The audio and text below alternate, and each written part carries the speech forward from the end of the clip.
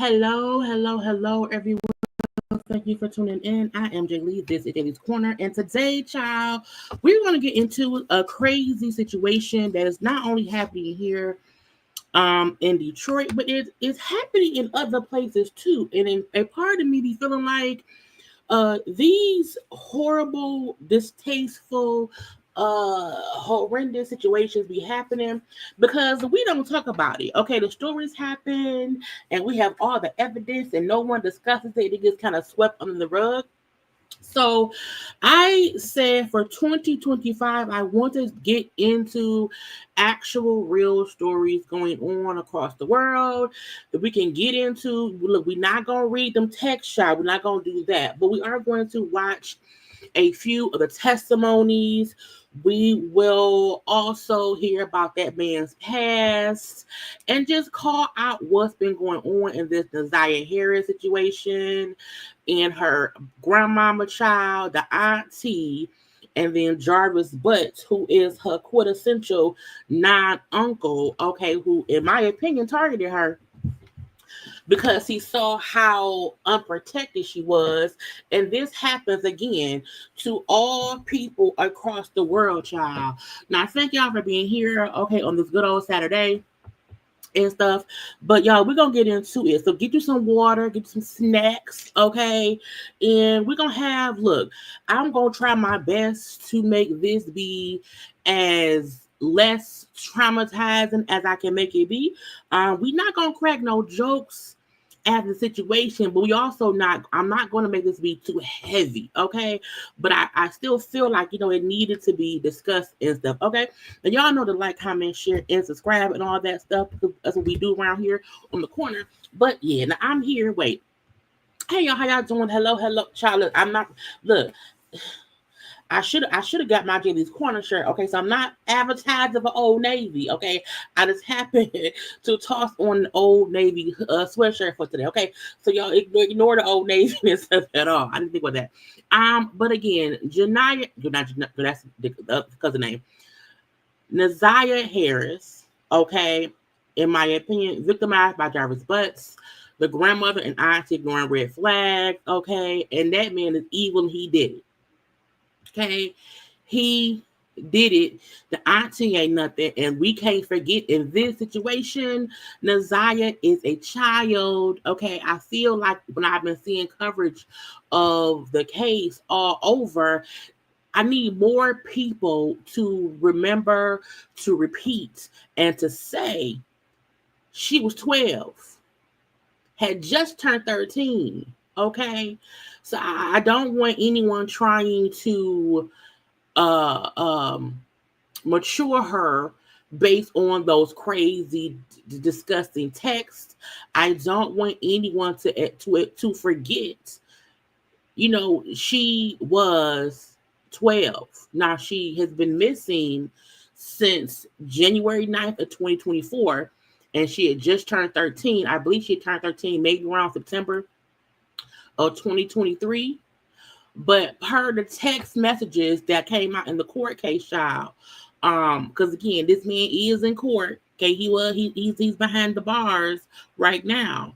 However, when the first text messages that they were reading in the hearing, okay, to see if he can be charged, because I also want to report she hasn't been found yet.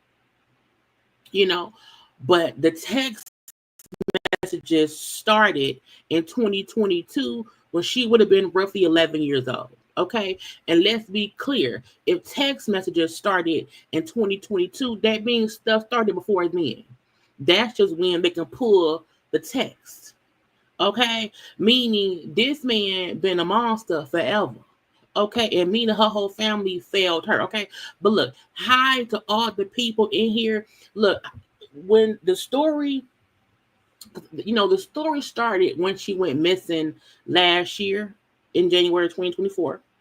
But recently, this within the past 2 weeks or so, because the hearing to see if Jarvis Butts, who was 42 years old, he has 13 children. He has 5 children with Naziah's auntie Shannon, which is how Naziah, which is how he had her life. But when the story was first going on, I heard about it, but I'm like, I don't know. And once the trial started, now to see, hey, can he be charged? There is enough circumstantial evidence to charge him with murder, because again, she's been missing since January of 2024. And just all of the evidence flowing out. I say, in my spirit, I say, okay, Jaylee, get into your journalistic bag, okay? Because y'all know I do gossip and blah blah blah, but y'all know I can do this too. So I say, in 2025, get into stuff that needs not be ignored, okay? Because Diddy ain't the only person around here doing things to people, okay? It's also people that in your neighborhood named Jarvis, okay? But hello to everybody here, okay? Hello to all the people. Again, we're gonna get into all of this again. Look, y'all, this gonna be long. I'm not going to hold y'all up, okay? Because if we can do a 3-hour tour on some gossip and shit, we can do a 3-hour tour on calling out bad behavior, hopefully putting more eyes on the situation, and hopefully if somebody else is going through this, if somebody else knows a Jarvis in their life, or they know a Naziah, child, if they know a Shannon, okay, it can be more pointed out than anything else, So that's how I say I'm gonna do, okay. Again, hey y'all, I'm trying to say, click on the names and stuff. You know what I'm saying? And stuff. So look, it's a whole thing. It's a whole thing around here, okay? Yeah, because when she first went missing, I remember the story. But when all the ins and outs was going on, I just wasn't paying attention because it wasn't in mainstream news. It was a little bit of rumblings in here, but it didn't hear in Detroit. But there wasn't much else brought to it. Okay, so we're gonna be here, child. And again, I'm gonna try my best. Y'all know I can throw some lightheartedness up in here. Again, I'm not playing the only part. Child, this is why I had to do this today. I had to watch hours of testimony from, because let's get into the people, okay? Again, Jarvis Butts is in jail right now. That's his attorneys, okay? The black man and the white lady, okay? I don't like either of them. I don't like either of them, okay? But he has been arrested before. So the one photograph of him in the black shirt is his most recent mug shot, and the one of him on the other side with the longer hair is from his days when he was arrested, child, back in 2005, because he had already went to jail. Okay, Jarvis Butts. Let me share. Y'all look, y'all know I do my due diligence. Okay, I was like, I don't want to do no short form video. Now I am going to cut this up later on after we done, and I'll cut it up to where each piece of testimony I'll have it be a separate video.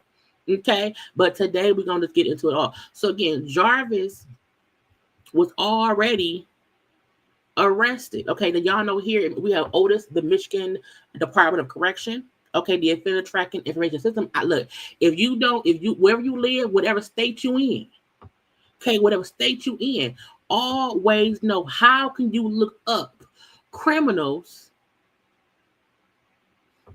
here in Michigan. If you're from Michigan, we have OTIS. Okay, put in a name, and you can see if they have some kind of record. Okay, and if you think they not from here, all states, every state has a state prison website. They also have, count, girl, go here, because anyone who has been convicted of any kind of SA, any kind of pedo type of behavior will be on here. Okay, so Jarvis Butts, this picture is from 2012. Okay, but he is currently 42. Okay, he'll be 43 this year, come around in November. So he was arrested. Okay, let's see, date of offense, meaning when did the offense happen? Back in 2004. So 21, roughly almost 21 years ago. Okay, he was sentenced on October 31st, 2005. He was convicted of criminal SA conduct. You know what SA means, y'all? Y'all know because it's YouTube. I have to use the right words to not get flagged. So follow around with me. You hear me? Okay. He was convicted of criminal SA conduct, third-degree person between the ages of 13 to 15 years old. Again, that was 20 years ago. Okay. 20 years ago. Meaning at the time, he was still around 22. So even around the age of 22, he's still the teenagers. Okay, the teenagers. He's now 43. He also had a weapons felony firearms charge from back in 2005 as well. Okay, so I don't know why under his conditions he was. I don't even know how he was allowed to be around anyone under 21. Okay. I don't know. I don't understand it at the all. So that was one thing. But again, I need to know he was already in jail. He had already been convicted, went to prison for. Okay, he was sentenced to 5 to 15 years. He went to prison in 2005. He got out in 2014. He did roughly about 9 years. Okay, now I had heard. Not because this is the family. Okay, so the reason I'm making sure to use photographs to show that was a child, and everyone around her were adults. Okay, so we see Nazaya in the middle, her auntie Shannon, okay, who has 5 children with Jarvis Butts. Okay, 5, I think it's 2 daughters and 3 sons with Jarvis. Again, Jarvis had a total of 13 children with other people. Now, 5 of them was with Shannon, but whatever. Shannon has said in a previous podcast, last year, that, Jarvis told her, and Shannon is the one in the pink. Now, this is a horrible outfit, okay? It's that Shannon in the pink, her mama in the black, and her twin sister in the blue. Okay. So Shannon has said in a previous podcast that because they was doing, Detroit City podcast a lot last year. But again, it was stuff being talked about in the city. And again, at that point, he was in charge. She was just still missing. And folk was like, was she messing with the uncle? What was going on? Shannon has said out her own mouth, yes, he had told me about his past, about him being in jail, about him being in prison. So I don't know what kind of person. I don't know what kind of person find out a man was in jail for criminal SA with teenagers, and you then say, you know what, y'all gonna bring him around my people. Yeah, I'm gonna bring him in my house. Who does that? I don't know. Again, he's locked up right now. Now he's locked up because he had a gun charge, and back in 2024, he was supposed to turn himself in. Okay, he was supposed to turn himself in, and on January 9th. However, because of the court things or whatever, he ended up not doing it, and it was pushed back to February. And the day he should have been, went to prison, and she could have been around. Okay, he ended up not going to jail that day, and he ended up meeting up with Naziah, and the last person to talk to that girl, to see that girl, any kind of communication with Naziah was her uncle, her cousin, her auntie's baby daddy, Jarvis. And all of those texts were read in court. So I want to break down a couple of the old charges that he has. Okay, then let me go to our station here. Okay, click on Detroit.com, channel 4. Okay, click on Detroit, whatever. So again, I want to skip up. So again, Naziah isn't the first victim. Okay. Allegedly, and I have to use allegedly legally. Okay. Again, it says the first victim, but allegedly essayed a now 20-year-old Highland Park woman between the years of April of 2012 and April 2014 in Detroit.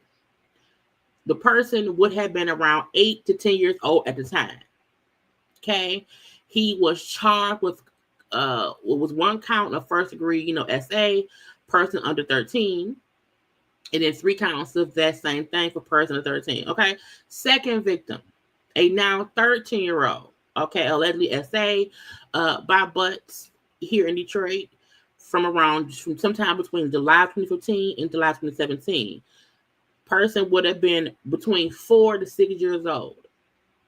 Now, there is our prosecutor here, Ken Worthy, has stated that allegedly an STD was given to one of these children, and that is how, some of the things came out. Okay.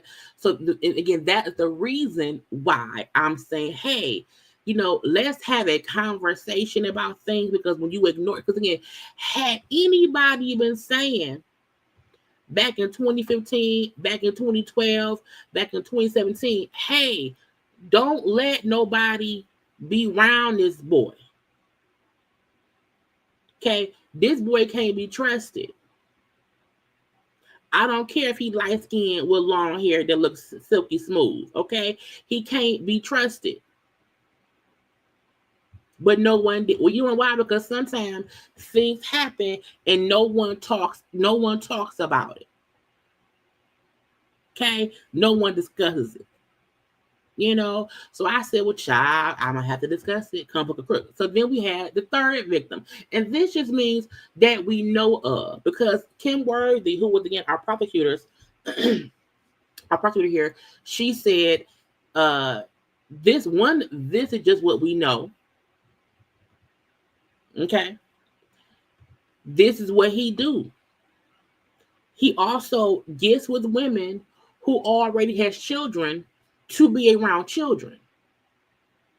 Okay, he gets with people, then has children with women to have access to children. Because he was also accused of doing things to his own daughter. So again, this is why things have to be discussed. So back in 2024, January 9th, Naziah left. Again, she was a little child, you hear me?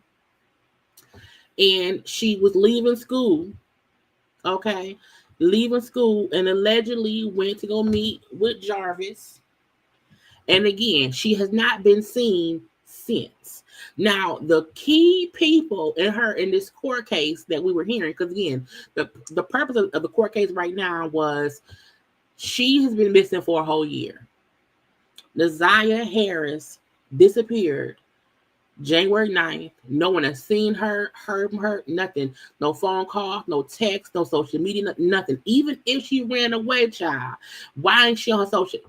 Children who are always on their IGs and their Twitters and their TikToks, ain't no way they just stop communicating and they fall off the face of the earth. The usual situation when that happens is they not here no more.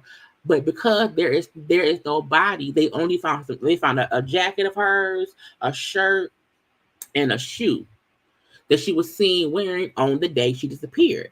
So because there's no body, we have to determine, is there enough circumstantial evidence to try Jarvis Butts, 42-year-old,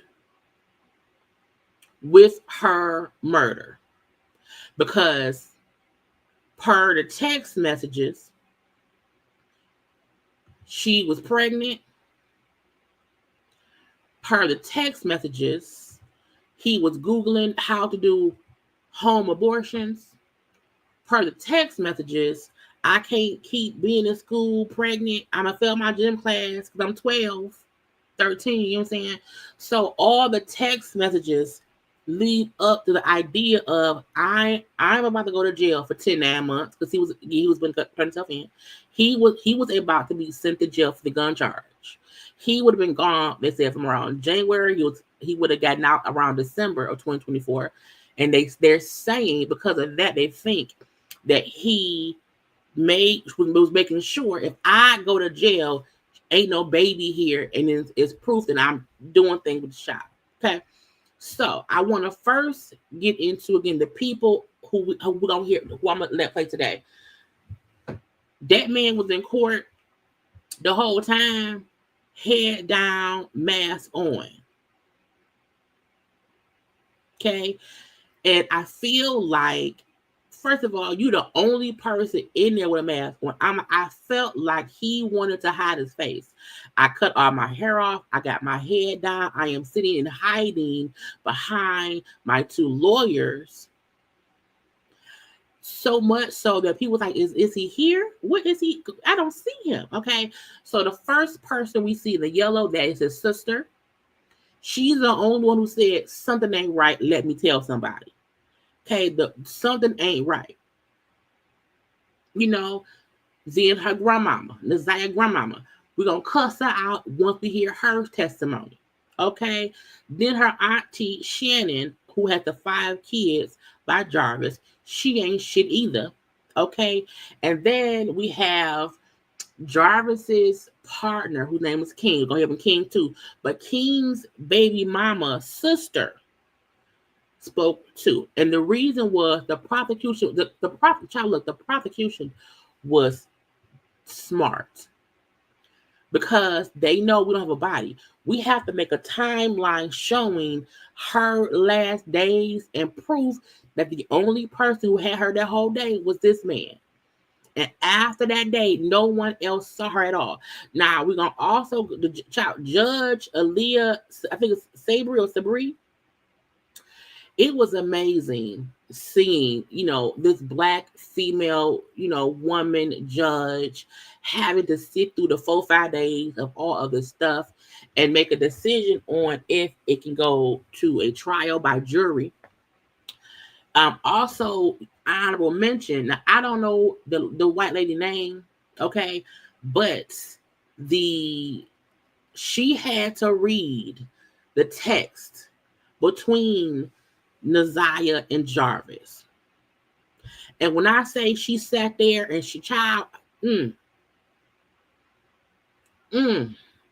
okay, and just the fact that it was such, I mean, because you like, child, look, because I was talking to my mama about it a couple days ago. And because my mama don't know, she ain't following along the case. But I'm like, the text, I was like, I am a 43-year-old grown woman. And I send stuff. You hear me? Child, look, we be having conversation in my life, okay? And even I was like, I don't even say some of that stuff. No, I'm a grown woman. And even I, even I don't, you know what I'm saying? So it was this, in the fact that stuff was coming from, at that point in time, 12, 13-year-old person to a 41-year-old person is insane to me. You hear me?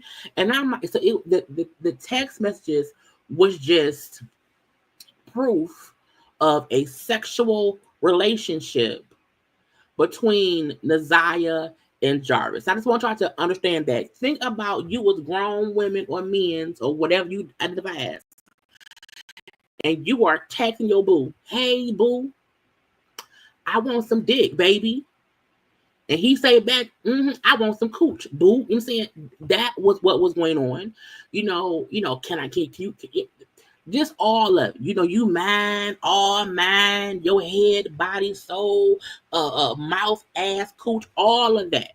A completely inappropriate relationship, conversation, proof of a sexual relationship, a completely inappropriate relationship between these two individuals.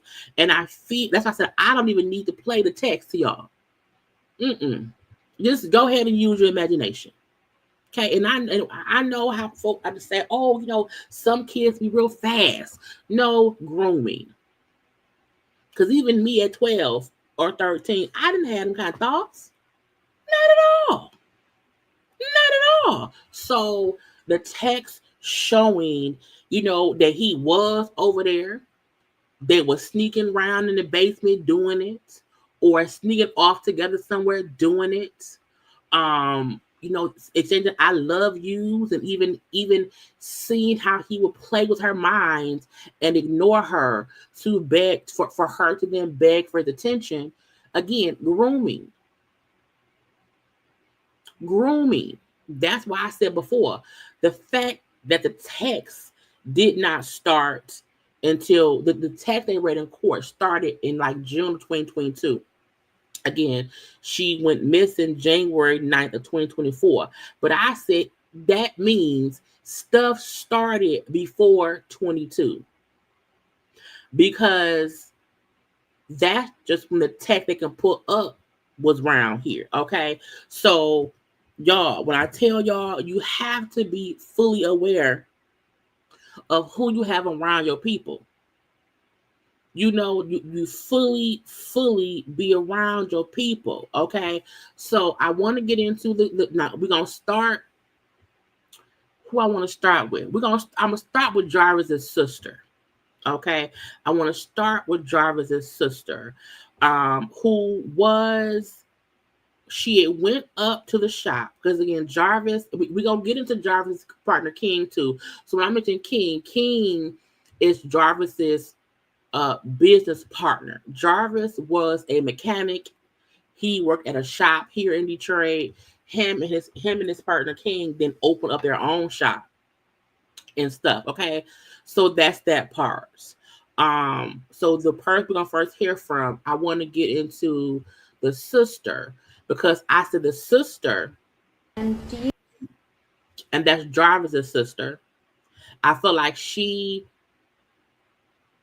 there was a part of me that I said, when watching the grandmama and the auntie, when watching the Zay's grandmama and auntie on the stand, they had no emotion, none. And Jarvis's sister seemed visibly upset at what the fact that she saw her there that day and now she gone. You know, so again, we're gonna watch and talk, y'all. Okay, we're gonna watch and talk around here, and we're gonna get into it. I also have I have the grandmama, I have the auntie, I have King, and then we have the closing arguments a little bit, and then the judge's decision. So we have a full, well-rounded conversation about what happened to Naziah, who again has been missing and is presumed dead from January 9th of 2024 until just recently, because the case was in courts last week. And again, this is Jarvis' sister. Do you know someone named Jarvis Butts? Yes. And how is it that you know him? He's my brother. Okay. And Ms. Butts, do you remember talking to Detroit police back on February 26th of 2024? Is the volume okay for y'all? Can y'all hear her pretty good? Because on the recording, it was a bit low. I tried to make it a bit higher, so I hope y'all can fully hear everything. Yes. And what's the reason that you went and talked to Detroit police? I had reason to believe that I saw Naziah the day she went missing. Okay. Tell me about that. What makes you believe that you saw Naziah on the day she went missing? And we are hearing the DA and them talking. So for the sister's testimony, and all of them testified for a long time, the sister testimony I have is 19 minutes of her talking to the prosecution and also with the defense. Child, look, the commercials is how I get paid. The commercials is what YouTube puts in here so I can get paid, child. So I know, we here to have a conversation, child, but it ain't free, okay? So excuse the ad. The ad is just how I get paid for my work here, okay? Where do you want me to start this a lot? So, from the very beginning, where is it that you think you saw Naziah? At the shop on Harbor Encounters. Okay, and whose shop is that? My brother Jarvis Butts and his partner. And what is it that you noticed while you were at the shop? So it's a car like garage. So I was sitting outside of the shop in my car because they were working on another car on the inside. As I sat there for the time that I was there, I kept seeing a little girl get in and out of his truck, going to the gas station and going back to his car. Now, King, we're going to hear from King. Should I do King first? Because between King, Jarvis' sister, and then King's baby mama's sister, that's the whole timeline of proof. But, King will explain in the next video that we're going to watch how she got there. Not that little bitch King. Yeah, because I have King. We are going to get into King. But because the sister was the only one, in my opinion, that had any emotion. So we'll do King. Okay, let me go. Okay, hold on. We'll do King first, and then I'll get into the sister. Hold on, y'all. This is why I be prepared. Okay, I be prepared. Okay, hold on. So this is King. Okay, this is King around here, who is Jarvis's partner. They owned a repair shop in Detroit. They met at, an old shop or whatever. So this is King. So we'll start with him because he did explain stuff initially. Okay, then next we'll get back into Jarvis's sister. Mr. Wright. Good morning. And Mr. Wright, do you have a nickname? Yes. And what's your nickname? King. Is that King? Yes, ma'am. Thank you. Mr. Rick, do you know someone named Jarvis Butts? Yes, I do. How do you know Jarvis Butts? I first met him, we worked together at a shop called Frank's. And then we owned the shop together. That first time that you talked to Detroit police, do you recall about when that was? The first time was the day before Valentine's Day, so like February 13th. February 13th, and is that of 2024? Yes. Okay. All right. And at that time, were you presented with a jail call? Yes. Okay. And who was that jail call with? Jarvis. Okay. And who was he talking to? Me. All right.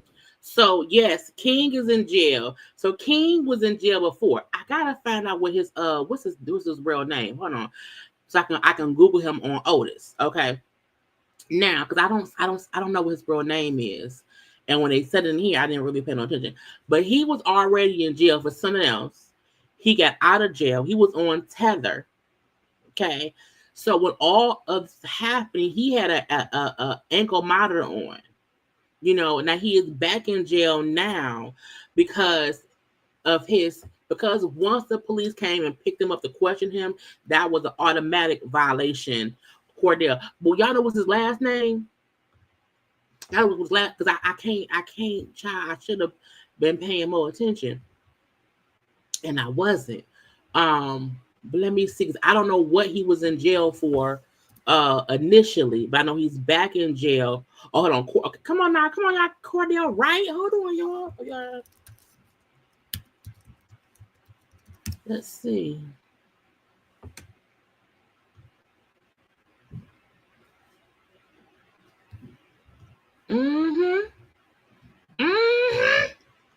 Hold on.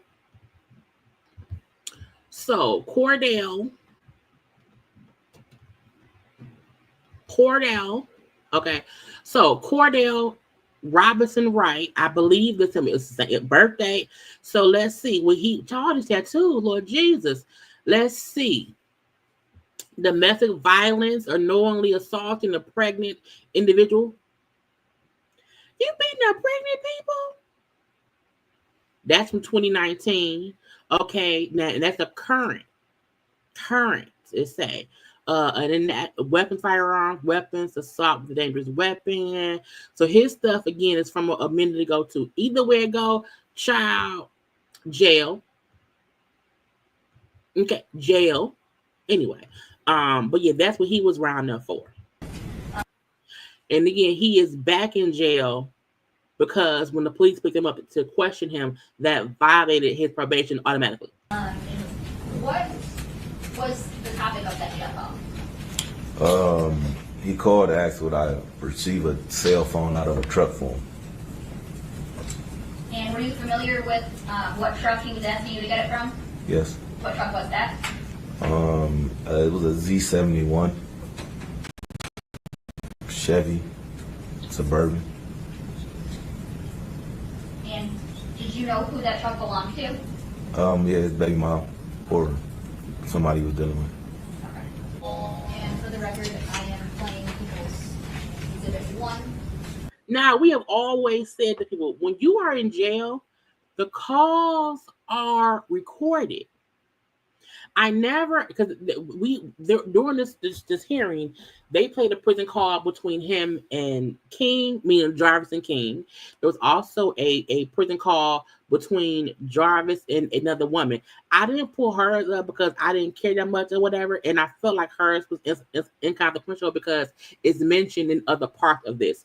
But I don't understand why anybody's in jail trying to having these conversations over the phone. That's it.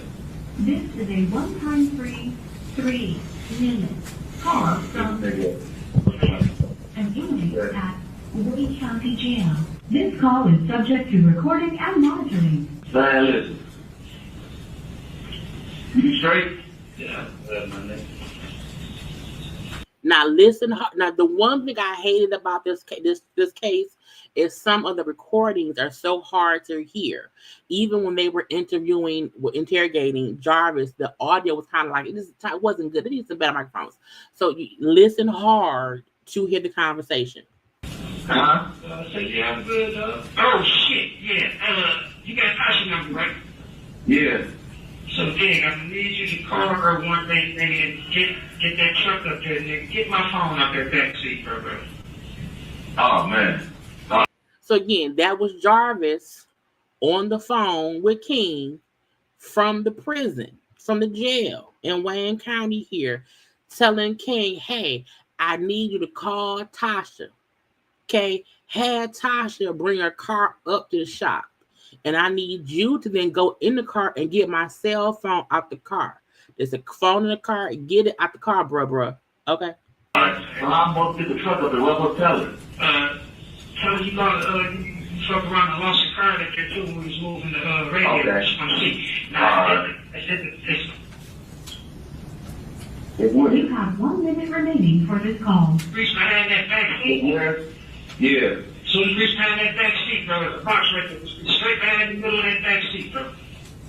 Okay, under it or in the back or in the back thing? In the back, right in the back of the seat, bro. Get the phone out the back seat. Get the phone out the... Sir, you in jail. They can hear you. Okay? They can hear you. So they bring in all of this evidence, say, sir, you on tether, you on a phone call with your friend in jail, agreeing to get the phone out the car.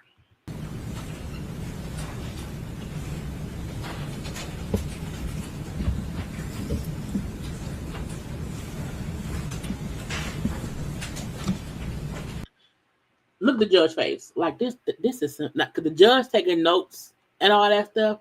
Like, this is crazy that y'all left all of this proof that y'all was on some bullshit. And Mr. Wright, were you successful in getting that cell phone from the vehicle like Mr. Butts asked you to? She came up there, but no, I wasn't successful. It wasn't there. Wasn't there? Okay. When we say she, who you refer to? Tasha. And who's Taki that you know of? His baby mom. Okay. Did you look for it in the vehicle? Yeah, I looked for it. Okay. And you were unsuccessful at finding it? Yes. So I went to the gym. Again, I cut up the testimony because it was a whole bunch of extra stuff. I just gave y'all the juice, the milk, and the potatoes, the meat that we need, the good stuff we need to have this conversation. I got to the shop probably around 8:30. Now, look, there's no proof that a gun is what they're discussing. I don't want any, we don't know that. What people saying around here is opinion. Okay, I just want everybody to know that they ain't said that nowhere around here, so we don't, what I'm saying. I don't want any, news being said as if it's fact. We don't know. We don't know. They said phone. We don't know. I don't know who opened the shop. I can't really recall which one of us opened it, but Jarvis may have been there already. Okay. And did you have to go get any auto parts on January 9th? Yes, we had to go get the water pump for the Jaguar, as well as some other parts, I believe, for other cars. Okay. And when you go and get parts, is it usually just one? Yeah, the police found the phone. So the police had already gotten the phone out the car. So again, this was 4 or 5. This is about 5 days, hours and hours of testimony, which I listened to. This is just a condensed down version, but in court, the police said they had already gotten the phone out the car. One of you, both of you, or something else? That depended. If it's a car there, then one of us will stay. If it's not a car there, we go together sometimes. Okay. And on January 9th of 2024, did one of you guys go to the auto parts store, or did you both go? We both went. Both of them? Okay. Tell me what happens when you go to the auto parts store. Before that, I called them. They ordered the water pump, so we went and picked it up when they called and said it was in. We got in the truck, went to AutoZone, got the water pump. On our way back from AutoZone, I believe we forgot something, so we ended up turning back around, going back to AutoZone, grabbed whatever we forgot, came back, and on our way back, we was coming down Harper. Jarvis said, "I see my niece right there. She walking." We pulled into Angel's liquor store. I still didn't see her. He pointed across my face, said she right there. She was coming across the street at that time. She got in the truck with us. She spoke, "Hi King, hi Jay," and we proceeded back to the shop. So in some of the text that was read, all of this is stuff that happened on the 9th of January. And in the text of her and him texting days leading up to this day, again, she told him, "I missed my period," meaning she thought she was pregnant. She admitted to Jarvis, "You need to buy me another pregnancy test. If you can buy a Plan B, buy a pregnancy test." And then she said on that day, on the 9th, "Hey, when I leave school, I'm going to come up to the shop." There was also a video of her getting off the school bus and walking towards his shop. And because we know she never made it home, so this is how they're tying together what happened that day that she went missing. The text of her and Jarvis talking and saying, "Hey, I'm going to come up to the shop. Hey, don't forget to delete this text. I'm going to meet you up there, okay? Because I'm pregnant and we got to do something. I can't be pregnant. I can have the baby." So him saying, "Yeah, on this day, me and him driving and we seen a niece," and she then got, it wasn't because at one point, his attorney said, "Oh, so it's impossible if they went to AutoZone. It's impossible for them to have known she would be walking down the street." And I know she was already going to the shop. Had they not picked her up, she would just walk there.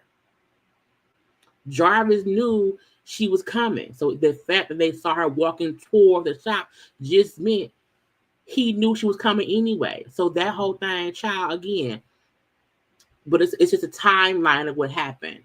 The reason they picked her up was because Jarvis knew she was coming to the shop. So, when you guys are driving to these auto parts stores, who's driving? Jarvis, Okay, and where are you at? passenger seat. Okay. And you said when you guys are heading back to the shop the second time, that's when you said Jarvis spots someone? Yes, Who does he say that he spots? his niece. His niece, okay. And do you recognize his niece? Yes, when I see her, when he pointed her out to me, yes, I recognize her walking across the street.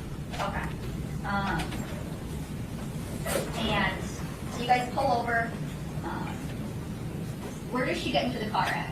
I believe she getting behind me, so the back seat behind me. Okay. Does Jarvis say anything to her? Yeah, she speaks to both of us, and we speak back. Okay. What does he say to her? Hi. Hi. That's weird right there. Because on what day do if you just driving around the street at work, okay, and you driving and you see your niece, your baby mama's niece, she get in the car, why didn't you say, "Hey, where you coming from?" The fact that there was no verbal conversation between Jarvis and Naziah in that car is proof they know it's some funny shit going on, because ain't no way I'm picking up my baby mama's niece who's walking down the street and I don't even ask her, "Where you going? Should I drop you off? Do your grandmama know you at?" Like, there was no conversation at all, meaning this is some normal shit. Because, like, what does she want? What is she doing? What is going on? I would say, "Hey, man, we got work to do. Is you finna drop her off at home?" Like, the fact that Jarvis and King didn't have any kind of conversation. Like, where's she going? Why you over here? How was school? Like, how was school? Like, you know, period. When any kid is around adults, there is some kind of conversation about what is going on. So King saying, yeah, she got in the car. She said hi, and that was it. And where do you guys go after you pick up his niece? Back to the shop. Okay, and that's at 9,000 Connor? Yes. Because again, this is between 2 and 3 p.m. because it's right after she's out of school. This is midday in the afternoon. King had already said earlier on in his testimony that they had work to do at the shop. They had went to AutoZone to get parts to finish fixing the car. So this is the middle of the afternoon, and we got to go back to work. But why were there no question and saying, what the hell is going on? Okay, and what do you guys do when you get back to 9,000 Connor? He back in. We get out. We proceed to working on the Jaguar. I may have got out the car first with the parts, and he was in the car with her for a second. I got out, started working on the Jaguar. What happens next? What do you guys do? I believe she get out, get into the front seat, reposition herself to the front seat of his truck. It was colder that day. I believe she started the truck. We started working on the Jaguar, putting the parts back on. It took a little minute. Like I said, it was a difficult job, so it took a while. At some point, I believe his truck ran out of gas, so we had to stop what we were doing to push his truck to the gas pump so he could get some gas. So that means he's broke. He's poor. Because what kind of auto mechanic got their car at the auto shop and ain't no gas in it? So much so that you run out of gas with a car being parked. Does Jarvis ever take his niece anywhere that, like, while you guys are working at the shop? No. No? Okay. Did you ask him if he was going to take her home at all? I believe I asked him, was he going to drop her off when the truck ran out of gas. We had to push it to the pump. It was just a distraction from work, so I asked, was he going to drop her off? He said no. So I asked him, is you going to drop her off? Like, I get we picked her up from the streets and stuff, but you going to take her somewhere up because why she's still here? And the fact that Jarvis said, well, no. What you mean no? She can't be around here. And did you finish working on the Jaguar that day? Yes. Okay. And what happens after you finish up on the Jaguar? I called my son, grandma, and asked her how she was going to retrieve the vehicle. She said she was going to tow it back. I told her she didn't have to do that. That was just spending extra money. So I asked Jarvis, was it all right if we dropped it off? He said yes. And we started making preparations to do so. When do you guys eventually leave the shop? Yes. Okay. And tell me about who all leaves the shop? Me, Jarvis, and his niece. Okay. Why is this case highlighted? This happens often. Because it needs to be. Because it needs to be. Because it happens often. Because she's still missing. Because it's foul play. So we need to highlight cases like this because if not, again, it keeps happening. So that's why this case is being highlighted. Just want to mention that. Tell me about the driving arrangements. So I drove my 300 and Jarvis drove the Jaguar.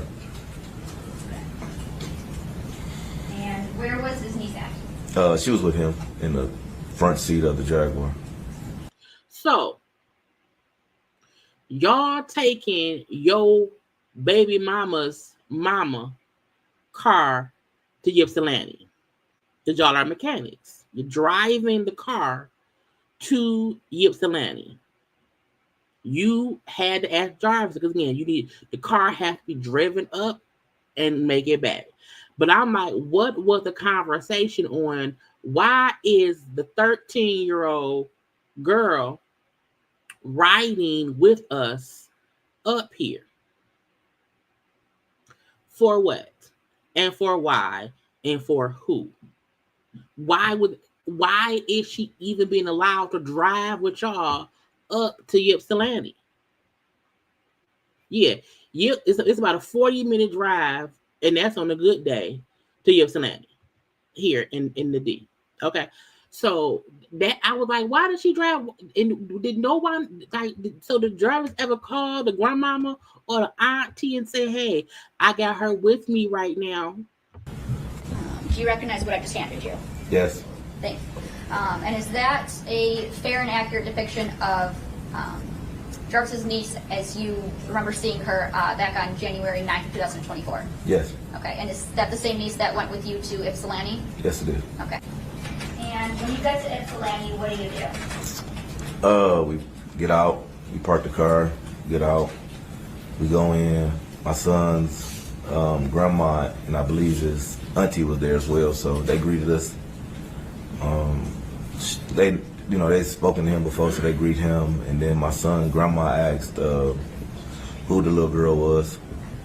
And you want to know why? Because grandmama know. When he said we walked in the house, the grandmama, meaning King's baby mama's mama, said, who the little girl? Because they know, because again, who the little girl? Why a little girl with y'all? Grown people who ask the right questions don't play no bull. Who the little girl? Who the little girl? Because you should not be just walking around randomly with no little girl. And did you introduce the little girl? No. Okay. Who introduced the little girl? Jarvis did. And what did Jarvis introduce her as? His niece. So you guys eventually leave Ypsilanti. Yes. Okay. And tell me about the driving arrangements or leaving Ypsilanti. At this point, we only have one vehicle, which is mine. We get in, Jarvis in the front. I believe Naziah sat behind me.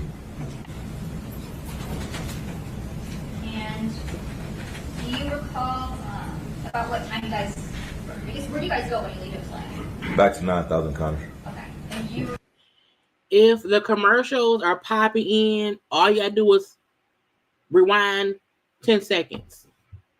So again, rewind 10 seconds, okay? I can't help the commercials.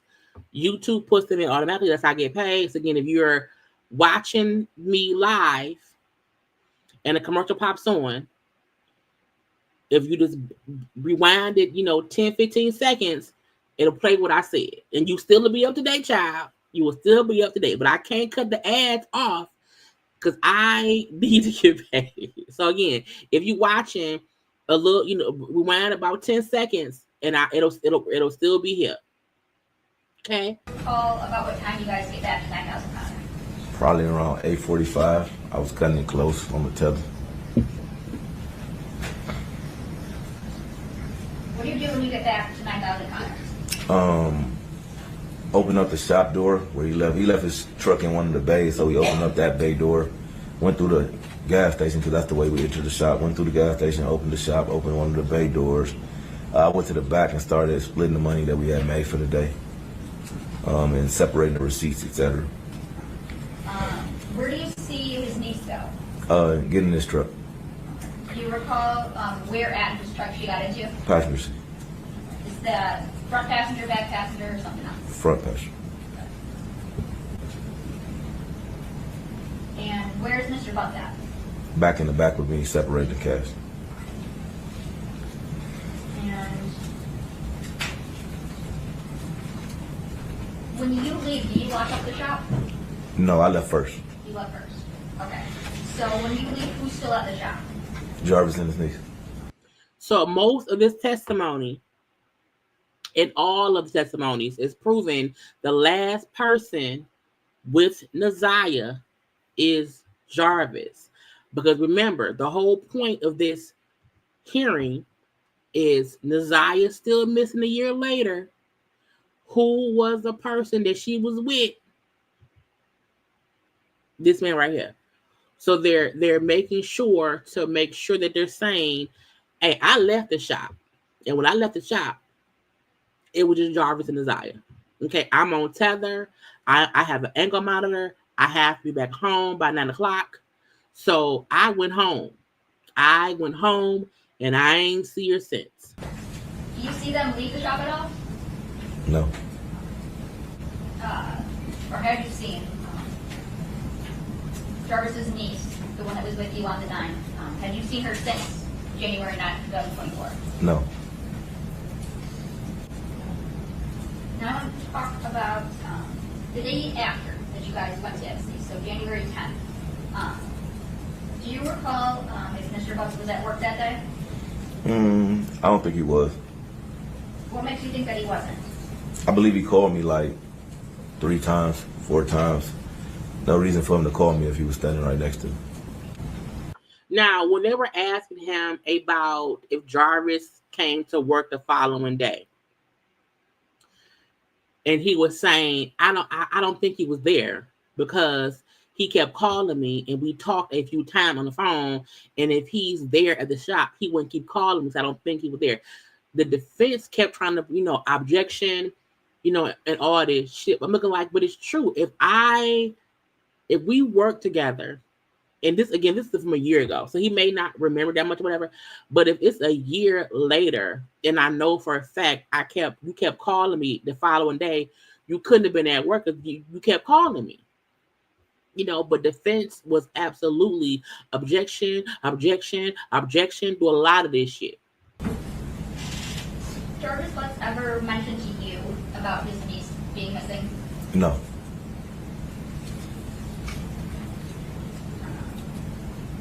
Have you talked to Mr. Butts, aside from that jail call that we played, since turning himself in? No.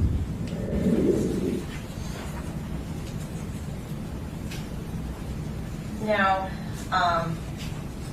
sometime, I guess, while the two of you all were working together. Now you're hearing the defense ask King a couple questions. This is the defense questioning King on the stand. You had a friend that was, I guess, talking to or trying to date one of Mr. Butts' daughters. Is that correct? That happened. The daughter was 21, 22. She was somewhere around there. I'm not 100% certain, but yeah, around that age, 20, 21, 22. And that caused an issue for Mr. Butts. It did. He got pretty upset with this friend. It did. I was in prison at the time, but yes, I was involved directly. Okay. Did you ever hear about an altercation that happened between the two of them? Some kind of altercation did occur, yes. Was it your impression that Mr. Butts was pretty protective of her? Yeah. Based on that? Based on that. Now, you said, I believe in your testimony, that you had been to Ypsilanti twice with Mr. Butts. Is that? Or 3 times, one of the. Yes. It possibly could have been 3. It could have possibly been 3. I'm not 100% certain. Okay.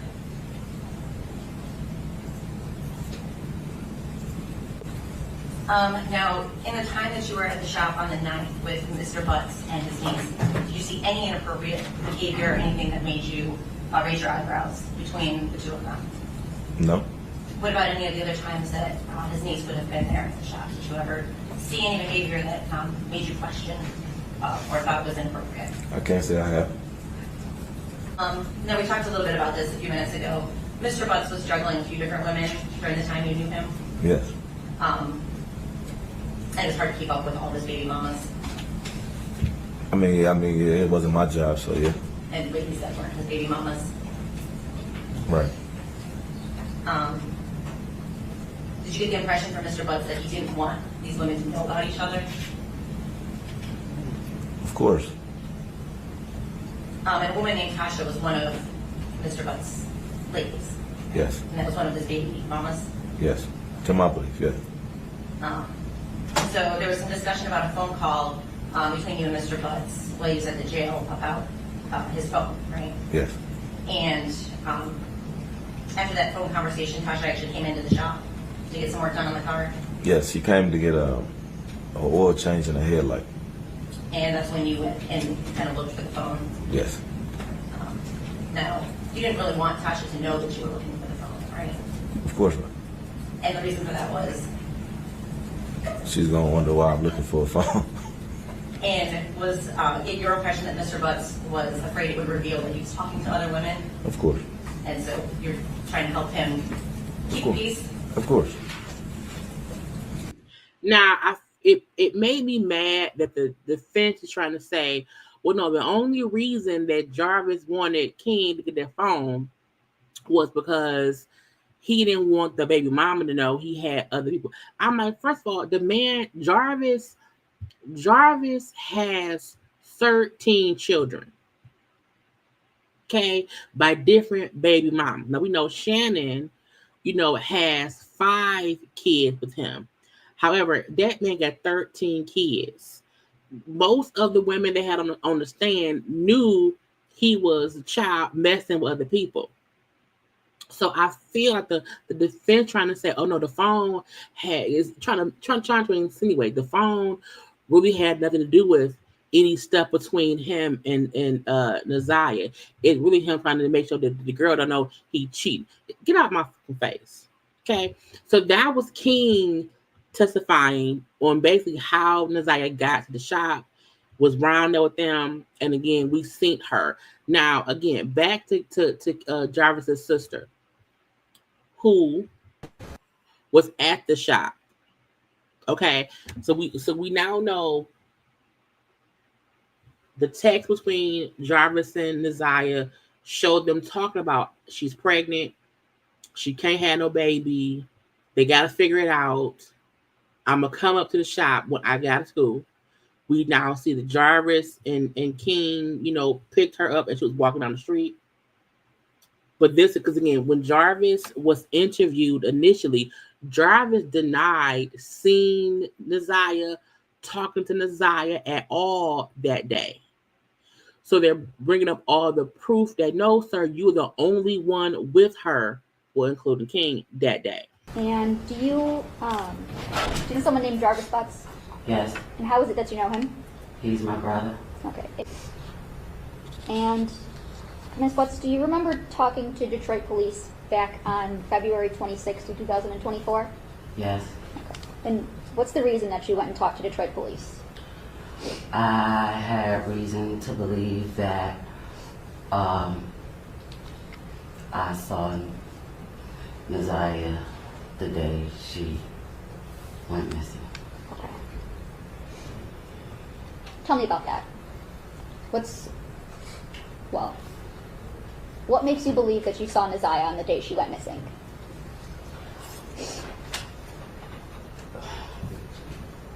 Where do you want me to start this alive? So, from the very beginning, where is it that you think you saw Naziah? At the shop on Harbor Encounters. Okay, and whose shop is that? My brother Jarvis Butts and his partner. And what is it that you noticed while you were at the shop? So it's a 2 car like garage. So I was sitting outside of the shop in my car because they were working on another car on the inside. As I sat there for the time that I was there, I kept seeing a little girl get in and out of his truck, going to the gas station and going back to his car. Do you get a look at this little girl that you see getting in and out of his car? I saw her as she was walking. I never saw her face. Did you see any clothing? I did. Okay. Did anything about the clothing stick out to you or that you remember? I just remember her having on a colorful jacket. Okay. Did you know who this little girl was at the time? No. Okay. And did you ever ask Jarvis? And don't forget, even though they keep referring to Jarvis as that man's niece, she's not, because Jarvis was not married to the auntie.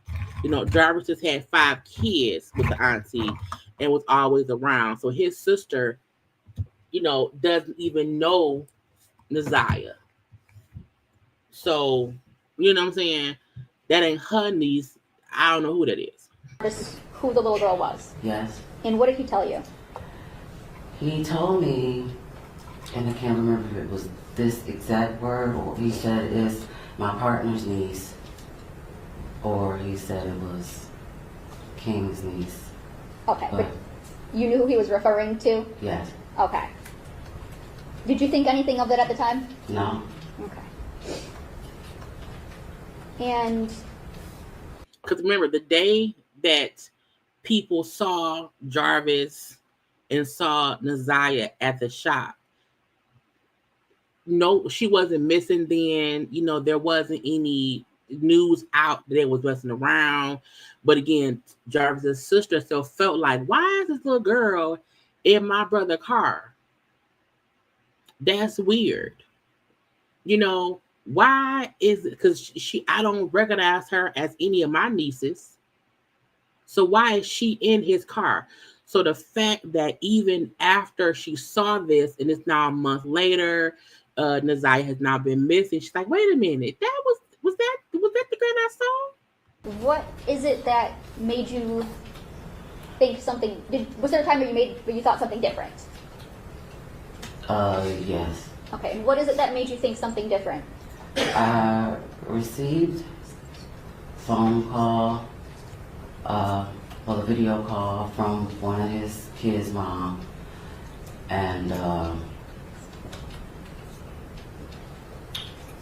she told me about some things that happened on Valentine's Day, and then she sent me a video of a podcast about my brother.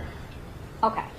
Because here again, I have not seen this podcast, but apparently, supposedly, after Naziah went missing, and there was this huge search for her here in Detroit, there was rumors, because again, remember, Jarvis had already went to jail for, SA back in 2004.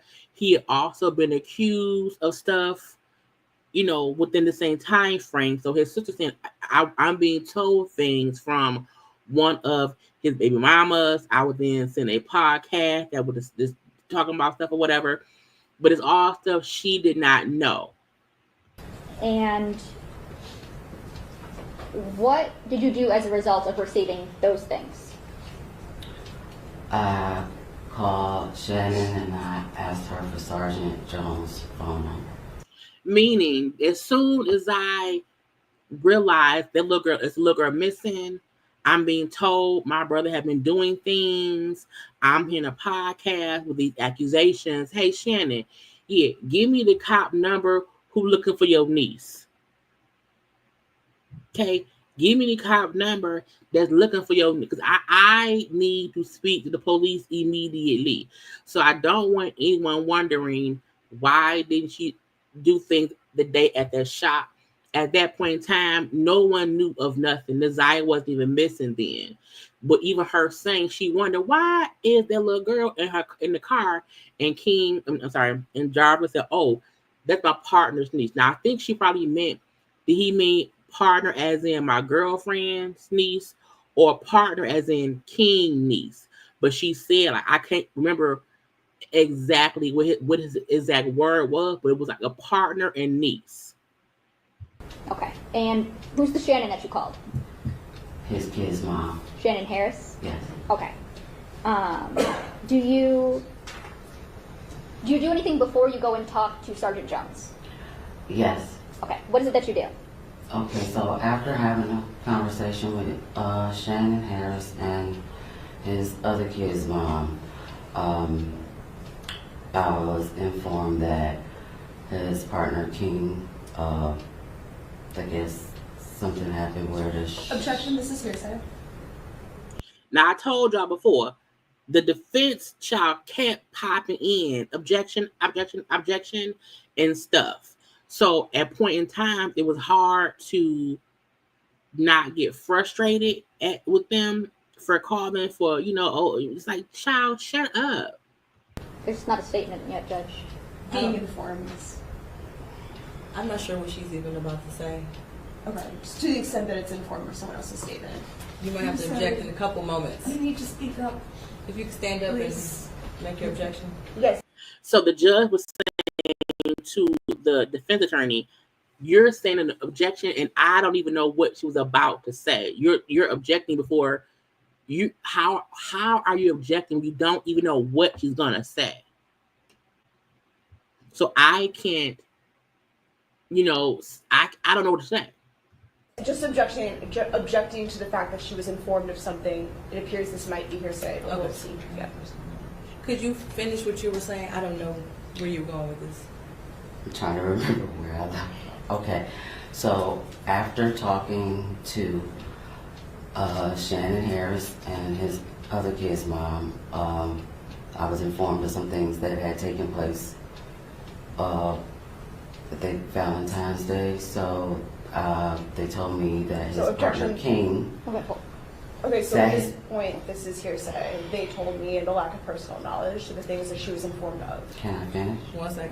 What is an objection? I'm sorry. The witness has to stop talking. So, based on those, do you go and talk to someone else? Yes. Okay. Who do you go and talk to? His partner King. Okay. And where is it that you go and talk to King at? At the shop on Harbor Encounters. Okay. And without telling me what King said, kind of describe what was your conversation about? Well, I went to see what happened and what was going on. During that time, I told him that I had never seen any little girl at my brother's shop besides my nieces, outside of the little girl that I saw getting out of his truck that day. Okay. And you told this to who? King. Okay. Did you ask him about that little girl? Well, I didn't ask him about it. After I said that to him, he told me. Objection, Your Honor, this is going to be hearsay again. Judge, it's going to go to the sister don't like that that attorney. Okay, I feel like, again, when we watched the grandmama and the auntie in a little bit, there was no emotion from them. I felt like the sister, this is Jarvis' sister, was the only one, child, any kind of upsetness, emotional inflection in their voice, you know what I'm saying? Even her being aggravated at continually being cut off and basically silent when she's trying to say what the fuck happened. So it was kind of crazy that during it, again, I'm only giving y'all, this is a condensed version.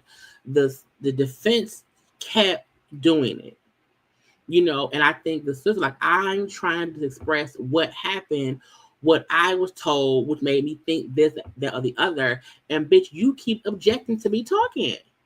effective on the listening.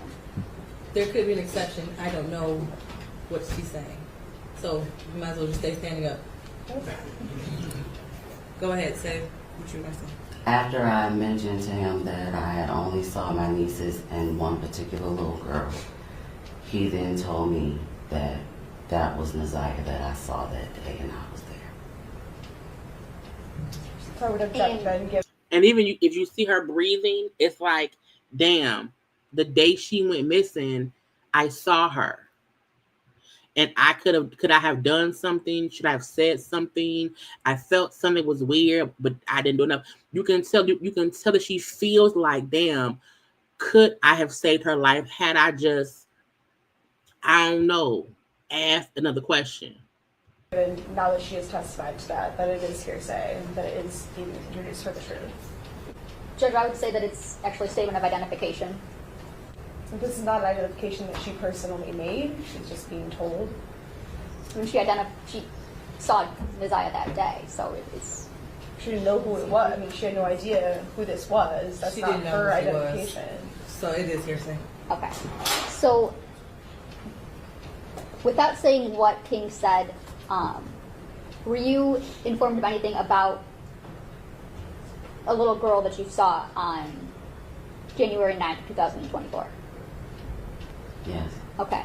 And to your knowledge, Jarvis had told you that that was King's niece? Yes. Okay. And when you talked to King, did you have reason to not believe what Jarvis told you? Yes. Okay. Do you know your nieces from Jarvis?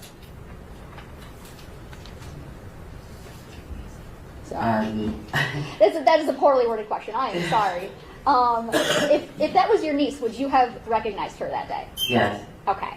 And you did not recognize this little girl as your niece, did you? No. Okay. What is it that you did after speaking with King that day? I called Shannon Harris and I asked her for Sergeant Jones' phone number. Okay. Now, the lawyers were having a bit of a back and forth, and Jarvis's sister child broke down crying. Just a whole emotional moment. So if you see her eye look a little bit red or whatever, her eyes are puffy because she had broke down crying. So you go to the shop where your brother works periodically, right? So now you're hearing the defense attorney question Jarvis' sister. From time to time, yes. You've been there prior to the day we've been talking about today? Yes. A couple times at least? Yes. And you'd been back there after? Yes. But the day we've been talking about, that's the only time you ever saw a child there? That was the only time I saw a child I didn't recognize. Okay, so you had seen other children there before? Yes. Okay. When you say that you recognize, these are who exactly? My nieces. Meaning, I might see kids around that I know, but when I start seeing little kids I don't know, that's weird. I don't know that kid. Why that kid around here? Where that kid come from? Okay. And as you were saying, this day, I think you said you saw some other children there at other times, but this particular child, you only ever saw this child on this particular day. Yes. And the whole time you were there, from your testimony and from that police interview, you said that you never saw her face. Yes. And then you did also see some news stories about this case. Yes. Yeah, in the podcast that you talked about. Right, there were some podcasts. I had already saw her on the news, but I did not know who she was. Sure. But that was, by seeing those stories, that's how you started to think. Well, I was sent the podcast after some other things that was told to me. That's when I received the podcast. So initially, between the day you were at the shop, right, and then until you started to see that news, at first you didn't make this connection that maybe she was anyone in particular. Not at all. Okay. And then through seeing that news, those podcasts, that's when you started to think she was. That's not the reason why I thought that. No, but that's the timing, or it's not? I guess you could say that. That's when you started to, at least when you saw those things, that's when you started to wonder. I was wondering before I saw the podcast. Okay. In your police interview that you did, did you tell them that at first when you saw the news you didn't really make a connection because of not having seen her face? Yes. Okay. So that interview was on February 26, 2024, right? Yes. And you were having some trouble remembering some of the specific details from January 9th at that point? Not so much as remembering maybe the order I remembered it in. Okay. Were there some times, at least though, when you were asked some questions and some details that you had to say, I can't remember some things? I can't remember now. Okay. Would you agree that at least Like, that it did have been that. Okay. I was just probably did. I guess it would be safe to say because I didn't know. Okay, so you think it's safe to say that at that point in time, there are at least some details you were having a hard time, some questions you couldn't answer. I can't disagree. Okay.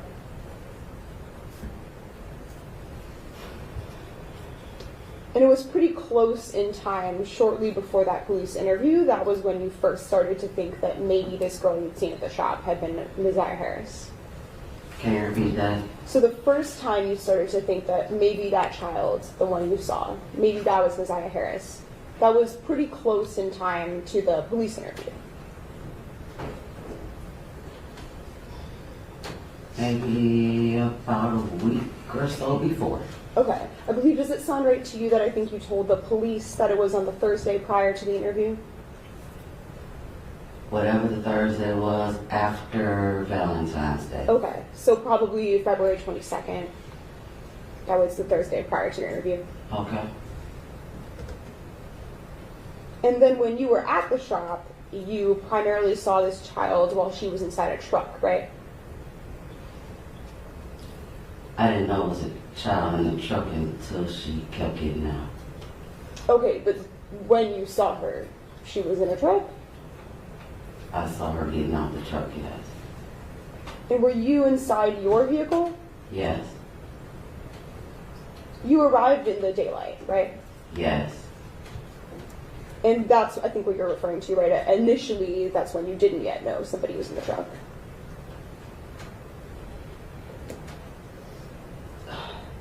Can you say that again? So at the beginning, when you first got there, right, you didn't know right away that somebody was in the truck. No, I didn't. I think you had said before, because it was so light outside, it was a bit difficult to see into the truck. I wasn't really paying attention to his truck. He was outside of it. Sure. The sister is getting aggravated with the defense attorney because I feel like she's nitpicking that stuff. She's asking weird questions, even wording the questions in a weird way. If I'm coming up to my brother's shop for him to look at my car, why would I even be concerned with looking at his car? Why would I think that someone is in his car? Like, that don't make any sense to me. So I feel like her frustration, even her facial, expressions is like, girl, bitch, what are you asking me? What's the point of this question? Why would I why would I think that someone is in his car? I wasn't looking for anyone in his car. However, once I seen a little girl getting in and out, that's when I was like, oh, who that girl in your car? And then in your police interview, you referred to then seeing a light in the truck, and that's when you started to see somebody? Yeah, that's when the door opened. Okay, so there's a light turned on, and at the same time a door opened? That's the reason the light was on. Okay, because the truck door was open. Yes? Sure. And then that's what you continued to think at first, right? At first you just believed that it was someone else's niece. Yeah. Specifically, you thought it was probably King's niece. That's what I was told. Which I think, as we established, right, King is the same person as Cordell, right? Yes. And then after that, you would listen to some of these podcasts into the news. Again, and they keep mentioning this podcast to make it seem as if, well, the only reason anyone would think or draw the conclusion that Jarvis did the A, B, C, D, E, F, and G is because of some podcast, not because I saw a little girl in my brother's car the same day that same little girl been missing and ain't the one seen her since. So they kept referring to that podcast throughout the interrogation or whatever to make it seem as if, well, their testimony is kind of tainted because of the podcast. I listened to his kid's mother, and then I watched the podcast. Okay, so those are some things that happened. Both. Yes. And then once you started to have this different information you were gathering, then you kind of started to look into it for yourself. Yes. Do some of your own investigation. Yes. And then at one point following that, that's when you decided to go back to the shop. Yes. To speak to Cordell. Yes. Cordell is King. And to discuss some of these things you've been learning with him. Yes. You and Jarvis are not particularly close. I wouldn't say that we're really distant. I don't see him every day. I don't talk to him every day, but he's my brother. Okay. He's your brother, but you don't have a very close relationship, or? Now let me put out here again. I agree. The defense lawyer doing their job, but I don't like them. But even now, let me try to make it seem as if, well, this y'all not even close. Y'all, that's your brother, but like y'all don't talk. Y'all not even close siblings, meaning like, oh, this person don't even really know nothing. Bitch, that's my brother.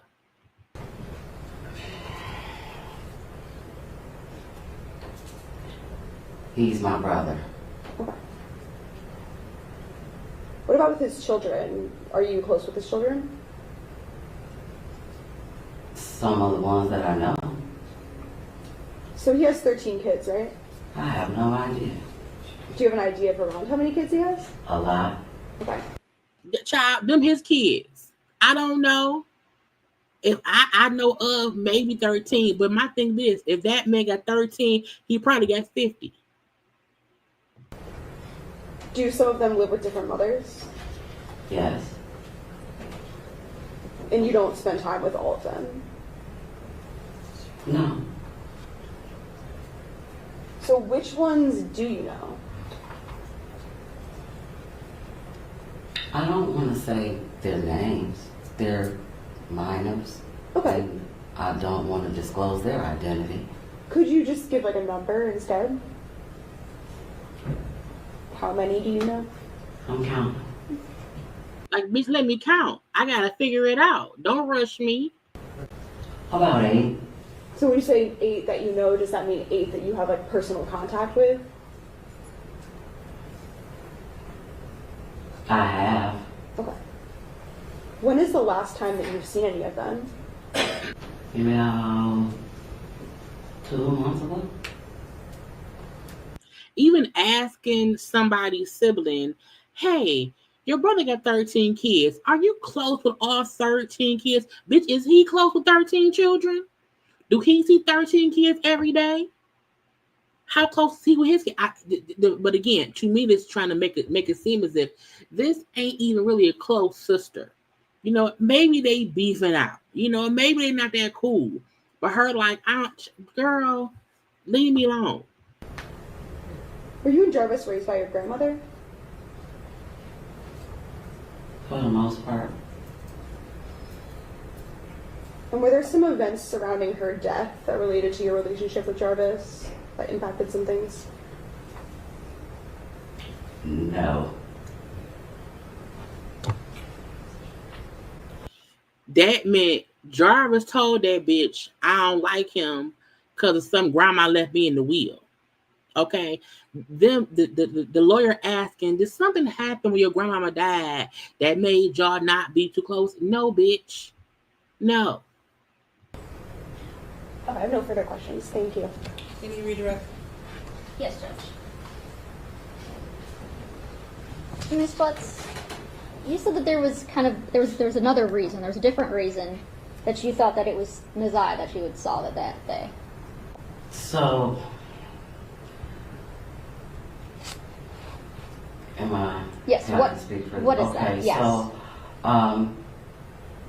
at the time, I didn't know. Once I realized that it was a possibility that I saw her, there were several reasons that led me to believe that it was a possibility I was there. And I didn't want to get into detail as far as what I knew before the podcast. But if you would like, I would explain to you why I thought these things. Or? Well, these were things that I was told.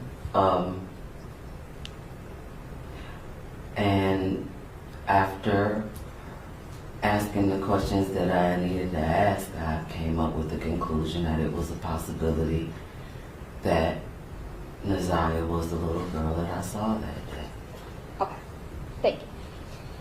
Period, bitch. So again, they are piecing together the timeline of things. Okay?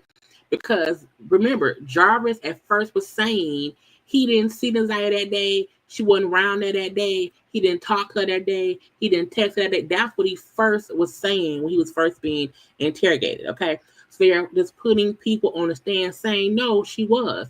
This is yeah. She put 2 and 2 together. She put 2 and 2 together, like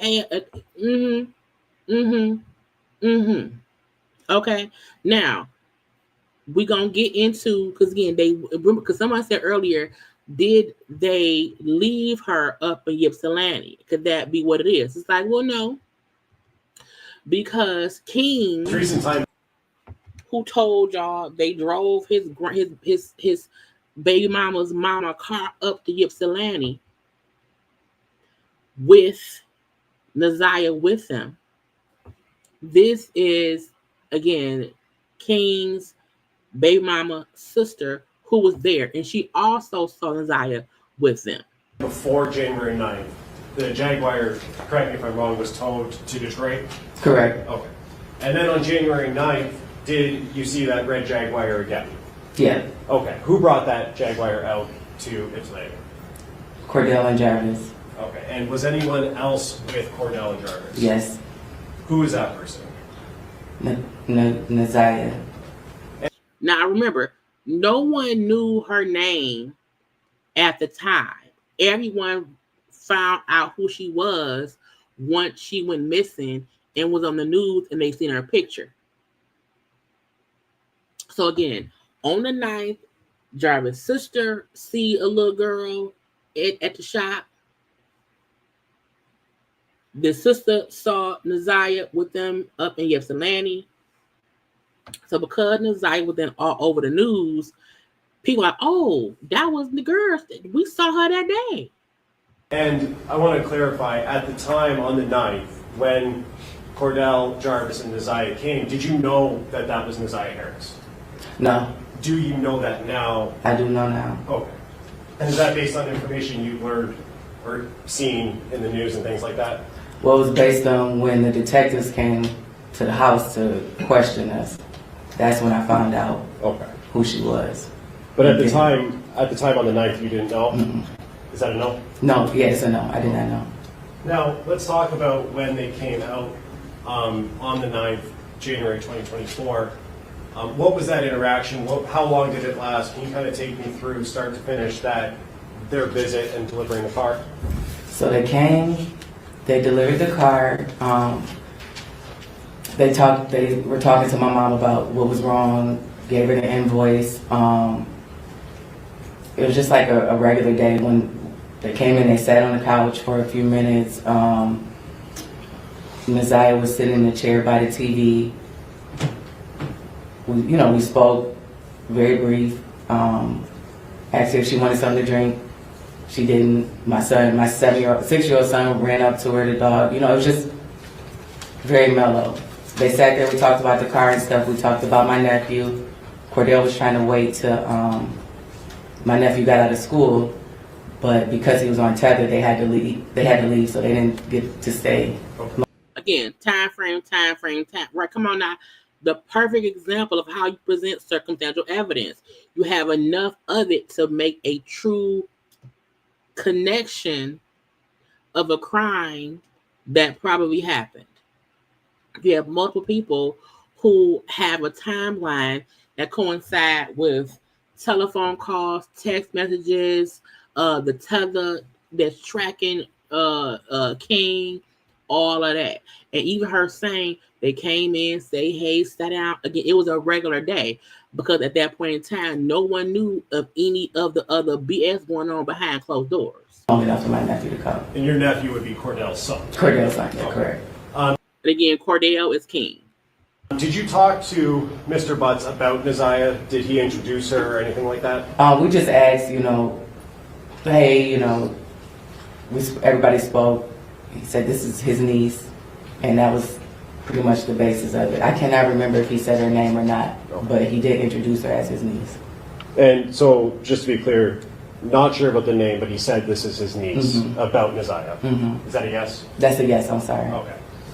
And then after that conversation, well, let me ask you, during that time when they were there, did you notice anything that was unsettling or concerning about Isaiah? No. It was just a normal interaction? Yes. After that interaction was over, did the three of them, Cordell, Jarvis, and Isaiah, leave your house? Yes. Okay. And as far as you know, they were headed back to Detroit, right? Correct.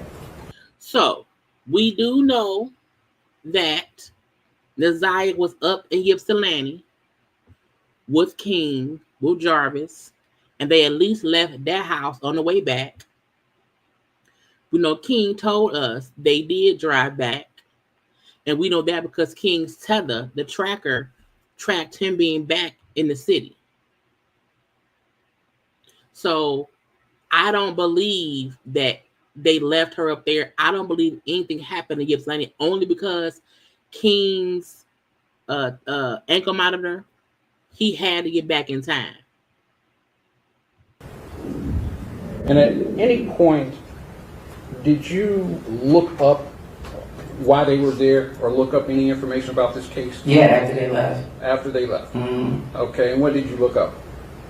Objection, relevance. I just want to see where her information came from.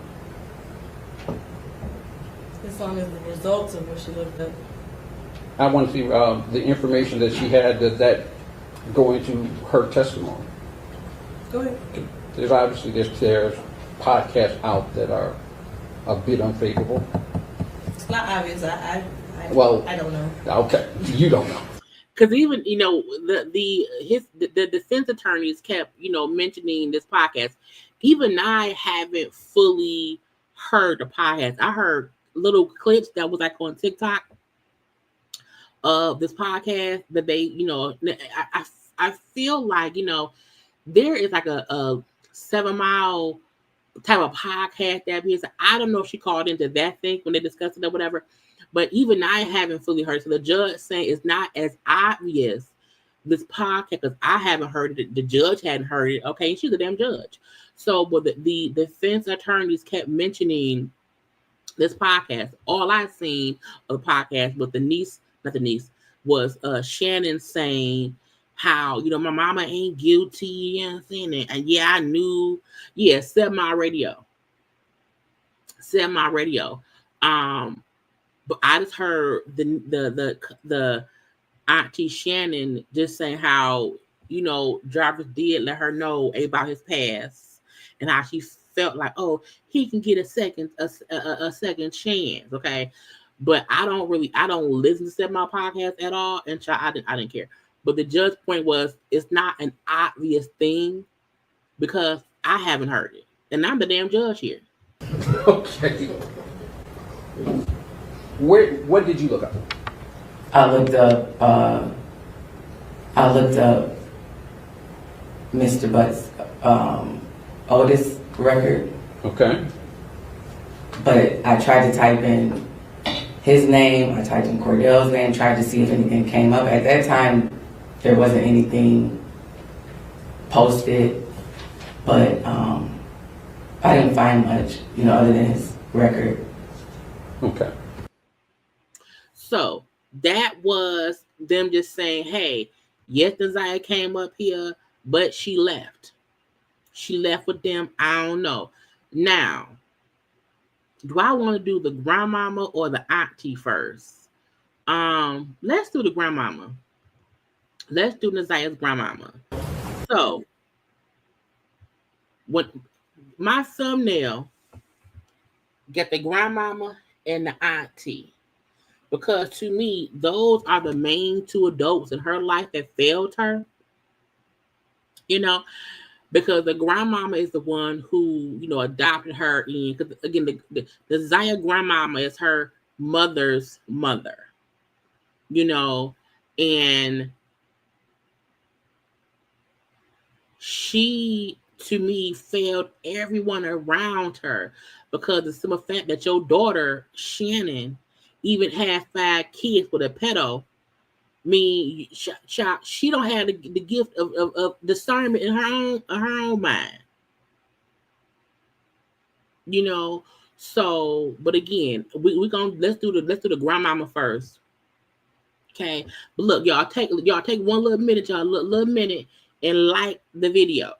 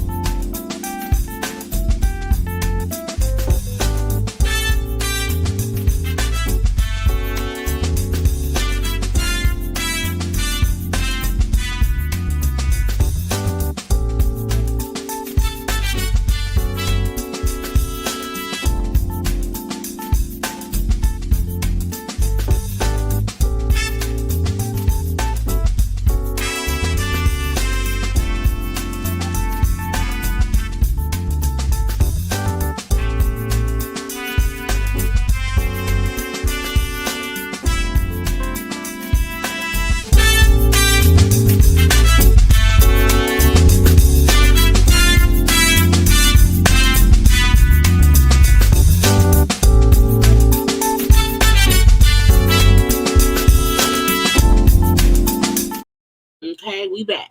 We back. Okay, I told y'all I'm trying my best, child, to cover this and not make it so heavy, but also still have the conversation and to get each person's testimony out for us to discuss. Because again, this happens all over. There are many grandmamas and aunties who are not protecting the children that they're supposed to protect. And that doesn't mean that you don't know something's going on. That means you know something going on and you don't care. It's the carelessness for me that I think was going on in Nazai's life. And this is the grandmama. And we're going to get into her testimony. Okay, y'all watch and comment, y'all. Conversation. Oh, thank you, child. Look, I'm trying my best. Because if we don't discuss it, it keeps getting swept up under the rug, and then more Jarvises do 10 years in prison and then get out of prison and don't nobody remember he's a goddamn pedophile. Okay. But and then after grandmama, we're gonna get into the auntie with the Shannon. Okay. I told y'all this gonna be a little 3-hour tour.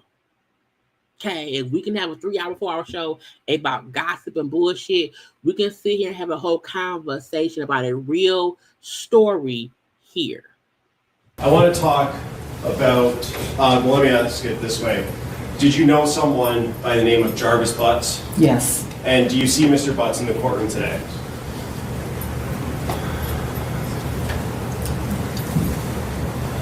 If you need to stand up and look around.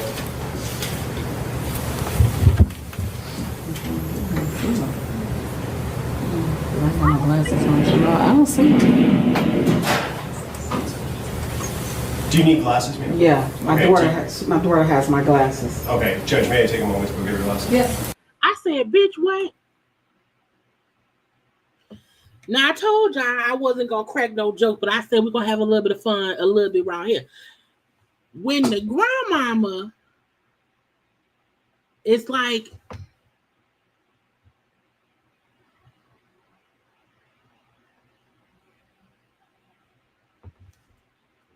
I don't see him. I say, bitch, he right. Now she is older, because y'all know I can't see without my glasses. Okay? My glasses, I can't see without my glasses. However, I can see him. Now, if y'all notice, he's sitting behind his 2 lawyers. He has his mask on. Now, I don't know if because he has since cut his hair off, because again, he's clean shaven, hair cut off, and he has the mask on. So part of me felt like he was hiding behind the people the whole damn time. However, ma'am, it's only one person sitting in here in some goddamn shackles in a prison outfit. It's only one. Now, there was other folks who said, oh, let me see, let me look. And they had to stand up to see him because, again, he was sitting and hiding behind the... Wait a minute, is she in her 40s? She my age. Oh, bitch, you can see him. But again, I need my glasses.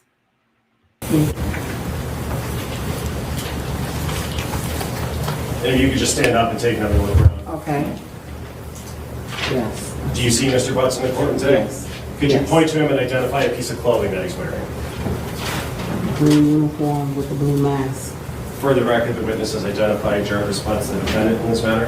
And again, like even from here, if you sitting up on the stands, and because he is sitting directly behind a red-headed white woman and a thick and tall black man, he's cut his hair off. You know, it's also the DA around there. So maybe she did not see. Okay, maybe she did not see.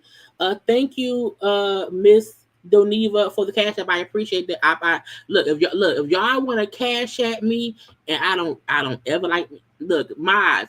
Put my cash app in thing. If y'all want to, I appreciate it. Okay, but thank you for the cash app. This was hard work getting all this to y'all. Okay, downloading and cutting and editing anyway. But I'm like maybe because of where folks were sitting, you know, she did not see him. But once you stand up, child, he right there. So reflective. And may I approach the witness again, Judge? And I do feel, look, he the only person wearing a mask. So a part of me did feel like that was a way of him trying to hide who he was. Because again, this was all on YouTube. This was streamed live on YouTube. It's all over the news here in Detroit. It's on 247. Okay, it's on NBC, ABC, CBS, UPN, all of it. Okay. So he's all over the news. Okay, everywhere. All over the news. So part of me do feel like maybe he attempted to hide his face as much as he could by cutting off his hair and wearing a mask every day. Cause you don't need no mask right now. You know? But again, so maybe grandma was on some bullshit. Plus, she didn't recognize him from how he looked different. Child, yeah, UPN too. Child, UPN, AOL, okay, www. All of it. Thank you, Simply Me, for the super chat. Do you believe the grandma was sleeping with him? No, I don't. I think grandma got to have her own life and just wasn't paying attention. But I don't think he was also with the grandmama. I don't. I'm approaching with what's already been admitted as People's 9.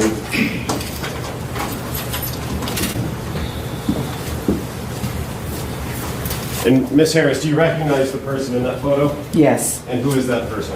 Jarvis Butts. And is that the same person you've identified in court here today? Yes.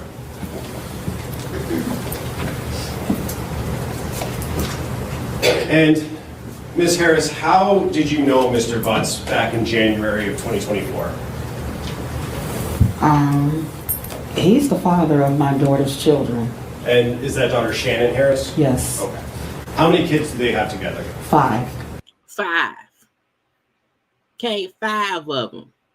1, 2, 3, 4, 5. Okay, and that's the baby mama in the red.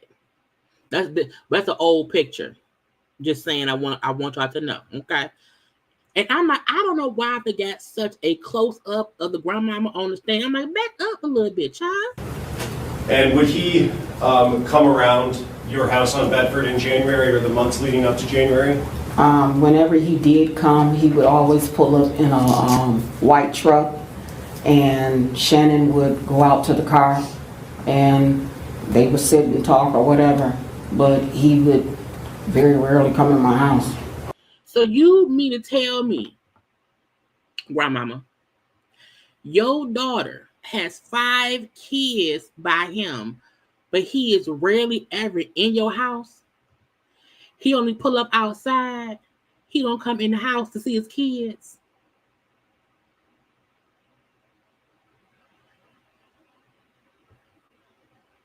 Are you serious? I said, not you lying off the gate, not lying from the beginning. Look, even if she would have said he don't come in my house that often, but he do come in the house. But she made it seem like, oh, he only pull up outside and she go outside and talk to him, and he don't come in. And during that time when he would come around and sit in his car, was there any times that he would interact with Naziah that you saw? Not that I remember, no. Okay. So you don't remember him interacting with your granddaughter. He has 5 children with your daughter. One of his kids is close with your granddaughter. Their name is because it's Naziah, and then the daughter who's almost the same age as Naziah. Her name was like Janiyah, but the names are really similar, which I think is kind of crazy. But why are you lying, Grandma? Again, trying to say that the man your daughter has been dating for years, has been around for years, that you don't recall ever seeing him interact with Naziah, when we know for a fact that Naziah would go up to the damn shop with the daughter to clean up.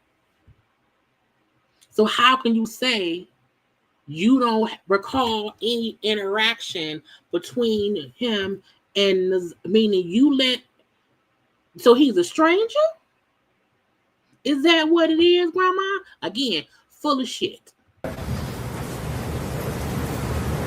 Now I want to talk specifically about January 9th. You had described your morning routine with the kids. Did you follow that routine on January 9th? Yes, I did.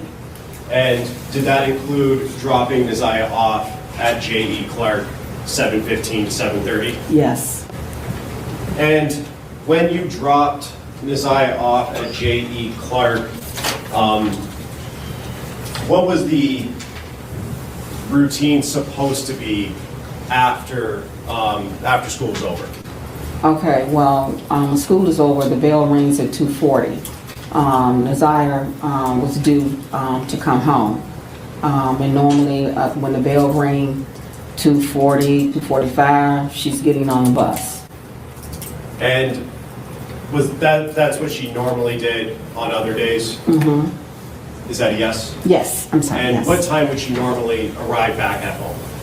The Naziah would be walking in through the door maybe 3. Look at the judge, y'all. That's who we love around here. Okay, the judge. Because she like, bitch, why you like, girl?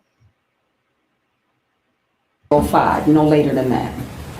And on January 9th, did she walk in at 3:05? No, she did not. And were you home when she didn't come home? I was there for a little while, but I left out to run some errands. But no, when I got to the house, she was not there. And at that time, did you have a conversation with someone else about her not coming home, Naziah not coming home?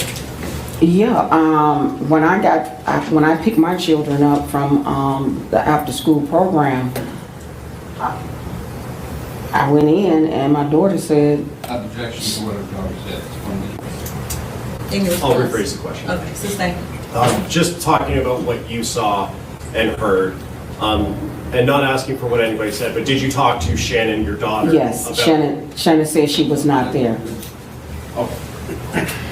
When you got home that day on the 9th, was Naziah there? No. And did you eventually make a police report about her missing? Yes, I did. Yes, And I when did. did you do that? That morning when I got to school. So, okay, let's touch on that. Okay. Your granddaughter, who at the time just turned 13, you say granddaughter always home between 3 o'clock, 3:05, like clockwork. She always round there. However, you get home and she not there, and you don't file a police, you don't even contact the police until the following day at the kid's school, the next morning. Child, let me tell you something. That ain't how anybody acts. Ain't on no parents, no guardian. No one is waiting We not going to sleep if my person ain't home. I don't go to sleep if my mama not home, and she's a grown ass woman. Okay, we have consistent check-ins around here and with the people in my life. Okay, the women, men, family, friends, and everything in between is check-ins because you like what's going. The grandmama saying, yeah, the following morning, yeah, that's when we contact the police. Now I know in some places it got to be like a child has to be missing for up to is it 48 hours. However, you can still tell the police, hey, she missing, something missing. She ain't come back. She's never not came home. But again, saying, well, she usually here 3:05 and it's now it's 7 p.m. and she ain't here. Well, let's go to bed and let's see. Like, bitch, what? Why the whole family not around there?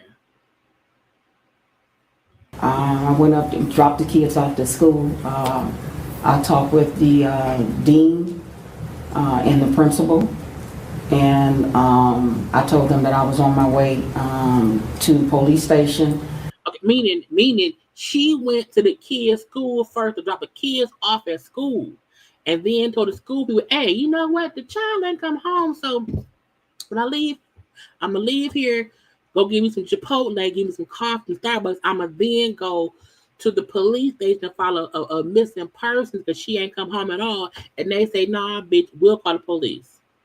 And they told me that they would call the police, and the DPS police came there.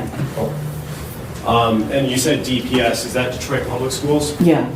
And did you talk to an officer at that time at the school? Yes, I did. And was that at J.E. Clark physically at that location? Yes. And you said that morning, are you talking about the morning of the 10th? Yes. Mm-hmm. So again, remember, the 9th, January 9th, is the day she was dropped off at school. She left school, was seen on camera getting off the bus and walking down the street on a camera outside, in the world. And on the 10th is when grandmama went and told the people she missing the following day. Was Naziah active? Oh, see, you ain't even gotta wait. First of all, even I've always heard 48 hours. I have never been a person to wait. I've always felt like anytime somebody missing, as soon as I text, call, and I'm not getting responses, and it's been maybe an hour, we calling immediately. I'm not waiting at all. I'm on the way. On social media, if you know?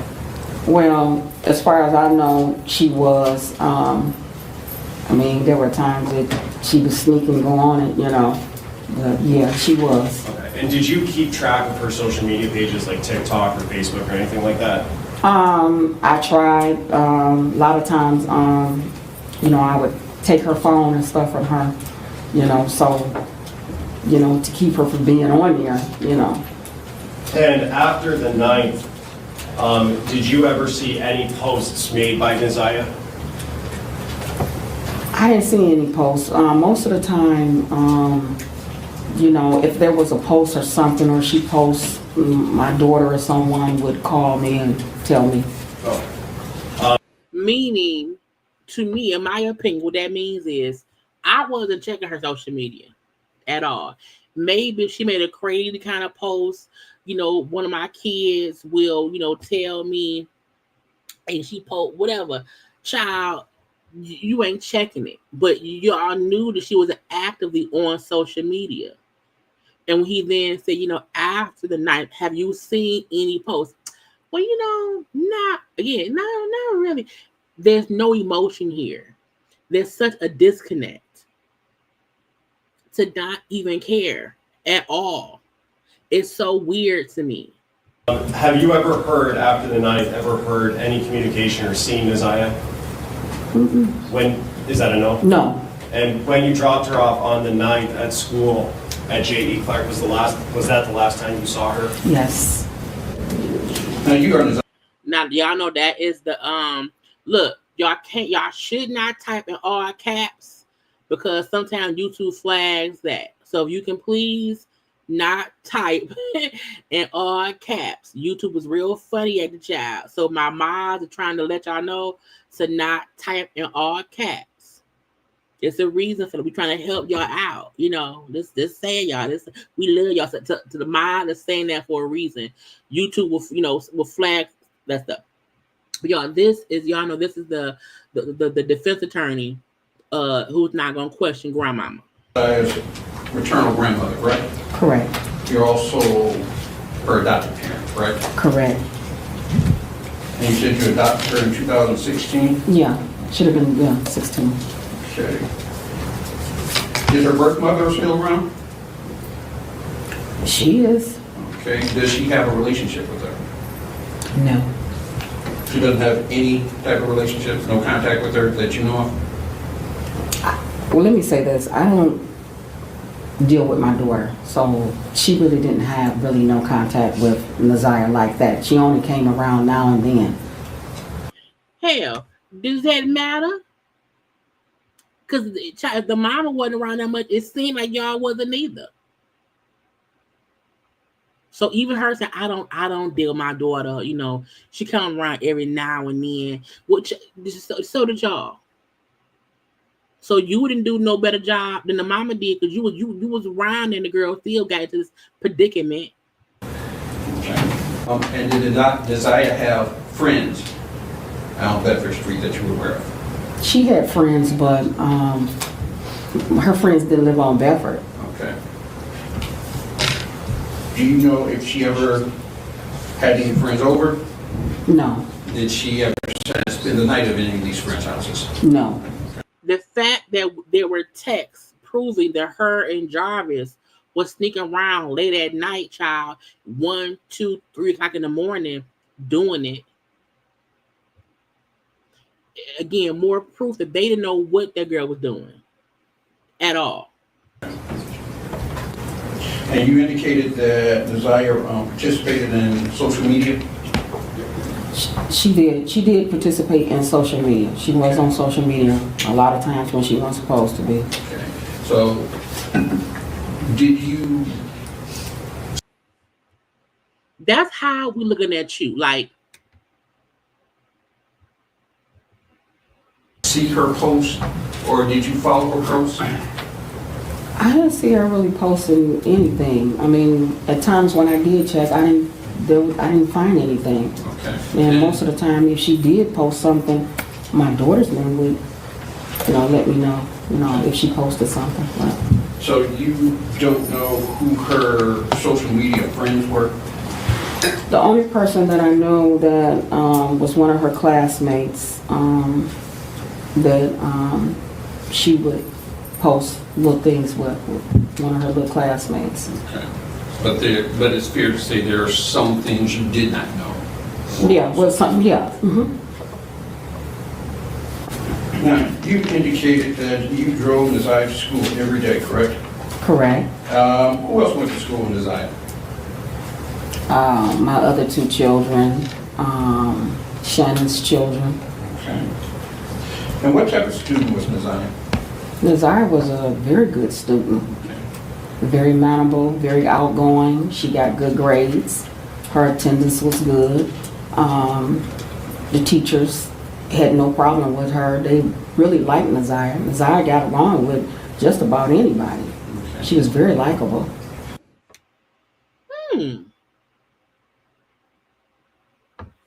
But y'all wasn't paying no attention to her. Did she have any disciplinary problems? No. Do you recall her ever getting into a fight? She did. One fight, more than one fight? There was a young lady that she had a couple of, consultations with in school. And it was like an ongoing situation. Okay. And when did this first start? I'm not quite sure when it started, but it was like off and on, with this particular schoolmate. Y'all just notice how like the girl missing, and like there's no like upsetness in the voice at all. Even have to remember things. Child, I can. She had. And this is for her current school, correct? Yes. Okay.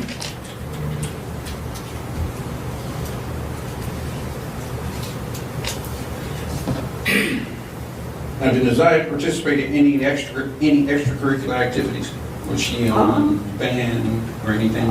She liked it, gym, robotics, art. I mean, she liked a lot of things that she was, involved in, And would any of these things cause her to have stayed after school? The only time she stayed after school was when she wanted to be enrolled in the after-school program. We asked you about her social media. You said there were some things that you weren't aware of on social media, correct? Did you ever check her direct messages? Like I said, I did, but when I did, there was nothing on there. There was nothing? No. Okay. Because Jarvis kept telling her to delete stuff. Okay. That's why. So, y'all still wasn't paying attention at all. Did you monitor any of her conversations? Yeah. I would, go check, Okay. But like I said, a lot of times, I took Naziah's tablet, from her at one point, so. If she was such a good kid, everyone loved her. She was good in school. Why did y'all take her tablet? Why time was she not supposed to be on social media? To me, that doesn't add up because she's either a really, really good kid who y'all don't have to worry about, or y'all are monitoring her and taking her tablet away because she's getting into trouble. Which one is it? It can't be both. There was really nothing that I knew of that she was on unless she got somebody's cell phone or something, Okay. So you did mention that she had a tablet. How many devices did she have that allowed her to connect to social media? She only had that one tablet that I had bought her. Okay. And like I said, I took that tablet and put that tablet up.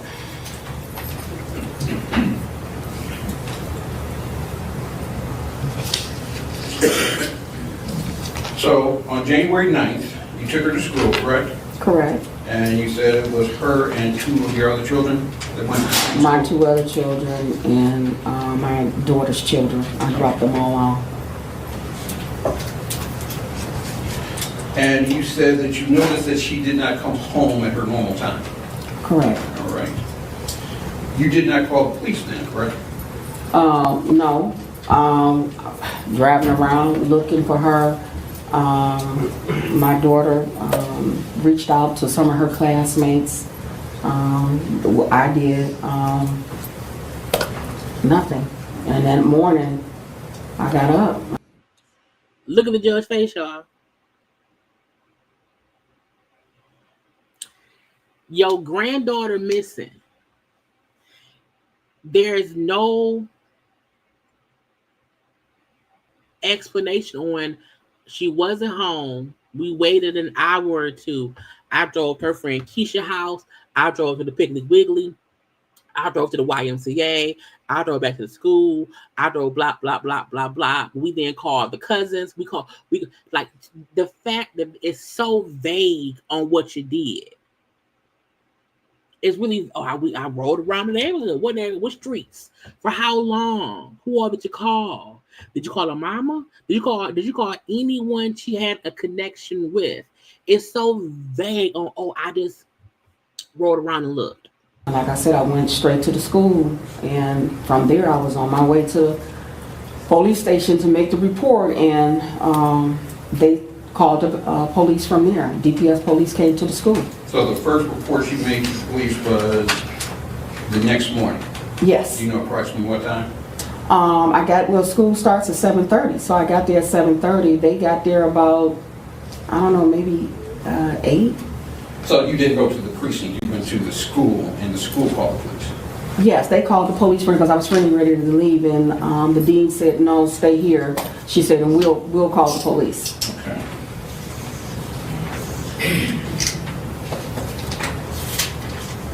Now, you mentioned that you are familiar with Mr. Butts, correct? I know Mr. Butts. Okay. And he dated your daughter, Shannon, correct?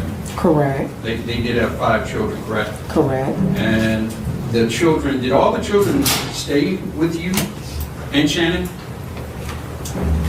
Yeah. Yeah. And at any time, now I think you did indicate that Mr. Butts would come over and I think you said he would rarely come in, correct? Mm-hmm. But he would come in on occasion, correct?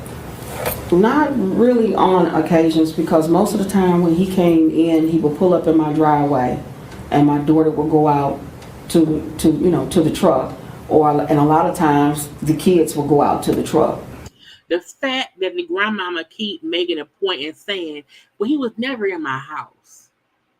He was never," like, that don't sound plausible if he fucked your daughter enough to give her 5 children. They don't sound normal at all. So the fact that she keep pointing out, well, no, he was never in the house. He never came in the house. No, wasn't in the house. Only in my driveway. So it was very rare if he ever came in my house. And you indicated that you were close, you were close with Naziah? Yes. Can you think of any reason that Naziah would not share information with you? No. Naziah would come to me and talk to me all the time. Okay. If something was bothering her, or if she had a bad day in school, she'll come to me and we'll sit and talk about it. I always kept the door open for communication with Naziah and with really all of my children. So she always felt free, to come to me and sit down and talk to me about whatever. Except fucking the grown man that you say was never in your house. The text messages showing Naziah asking Jarvis to please bring her some pads. There was proof that she wasn't getting all the support. We know that because the fact that this relationship even generated up under the household that she was in is proof she wasn't comfortable coming to you about things, and you wasn't paying enough attention to realize your daughter's baby daddy was messing with Naziah under the same roof, hanging out with that girl. So much so that when other people seen him and her together, it was the king didn't question it because she was around. So if something was frustrating Naziah, she would come with you? She would, that I know of, yes. All right. If something was scaring Naziah, she would come to you? If something was bothering her or she was frustrated about something, she'll come to me and say, "Hey, Nana, can I talk to you?" If there was any medical condition, she would come to you regarding that? I believe she would, yes. And you take her to the hospital, take her to the doctor? Yes. Okay. And they're trying to do that because, again, the text messages between Naziah and Jarvis had Naziah, confided in Jarvis about things she's pregnant, needing him to pay for a pregnancy test, needing him to get a plan B. So they're trying to establish, well, no, the grandmama saying if she had an issue, she would ask me. That's no. And look, there's a difference between when you have people who, because sometimes there are times when the parent or guardian does not know a family member or whoever is doing things with the kid.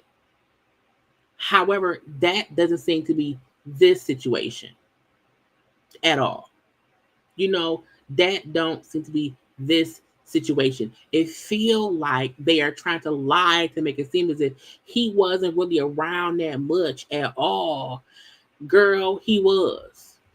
Ms. Harris, I just have a couple more questions for you. When Mr. Riggins was asking you questions, you said that Mr. Butts would come and sit in his car, right, outside your house? Yes. And you said that the kids would go and out to the car. Child, even the white lady in the stand looked like this is some bullshit. Well, they is up there. Even the white lady in that white shirt is sitting there saying, "This is some bullshit." And me as a Caucasian, I don't believe y'all either. Yes. Which kids would go out to the car? His kids. Would Neziah ever go with his kids out to the car? If Shannon was out there, she would. Oh. And Mr. Riggins also asked you about the tablet that you bought for Neziah. Yes. Remember those questions? Yes. And when, if you can remember, narrow that down, when did you buy that tablet for her? I bought that tablet for her one Christmas. I think it was in 22 when I bought that tablet. At the end of 22 when I bought that tablet for her. Now, remember, the text messaging between Jarvis and Neziah started in June of 2022, meaning we don't know what happened before that. So grandmama saying, well, I bought her a tablet around December 2022. She had already been texting and messaging Jarvis before then. Yeah, she also asked to speak to a school counselor. That never happened. So again, many people failed her. Child, the school, the grandmama, the IT, everybody around. The only one who first stood up, in my opinion, is Jarvis' sister, who once she realized some bullshit had happened, she went to the police. So December of 22. Yeah, I think that when I bought that tablet. So she would have had that tablet for roughly just over a year then, correct? Correct. Mm-hmm. And did Neziah also have access to a cell phone? The only cell phone she had access to was one of the cell phones when my oldest daughter came to visit me. Yeah, come on now, look. It's cold in Detroit. Okay, it's cold in December and January. She went missing in January. Ain't no way that every time he come over, they sitting in the car. When in the wintertime, child, we not sitting in no cars. We going in the house. It's too cold to sit outside and visit. The kids ain't coming out in the wintertime. Again, the grandmama full of shit. She gave to Neziah, but she could only use it by Wi-Fi. You said your oldest daughter, is that Neziah's biological mother? Yes. Okay. And through, what's your oldest daughter's name? Kenyatta Harris. Through Kenyatta Harris, Neziah got access to a phone? Mm-hmm. Is that a yes? Yes. Mr. Riggins also asked you about Neziah staying after school. You said that there was an after-school program she was involved in? Yes. On January 9th and in January of 24, was she still involved in that program? No, I took her out of it because she was having problems with one of her schoolmates at that time. The same person that he asked me about before that she didn't get along with. The same person Mr. Riggins asked you about? Absolutely. I see I asked him about what somebody said. Dee Dee saying, and you don't notice in the basement, the text messages between Neziah and Jarvis show they would meet up and do it in the basement. There were texts from him or from her, but them to each other saying, hey, go down the basement. I'll meet you in the basement. Be naked in the basement. Suck my dick in the basement. So there were the conversation. Again, I didn't want to read all the text, child. I told her the text messages between them two is what is. But again, the basement part is the text between them was them meeting in the basement. So that's what Dee Dee meant by saying, wait, where was it? meant by saying, and you also did not know that she was in the basement, because that's where her and Jarvis would meet up, in the basement at night. The text messages were from, 1 a.m., 1:30, like late at night while they child son were sleeping. So that's what Dee Dee meant by her bringing up the basement stuff. The text,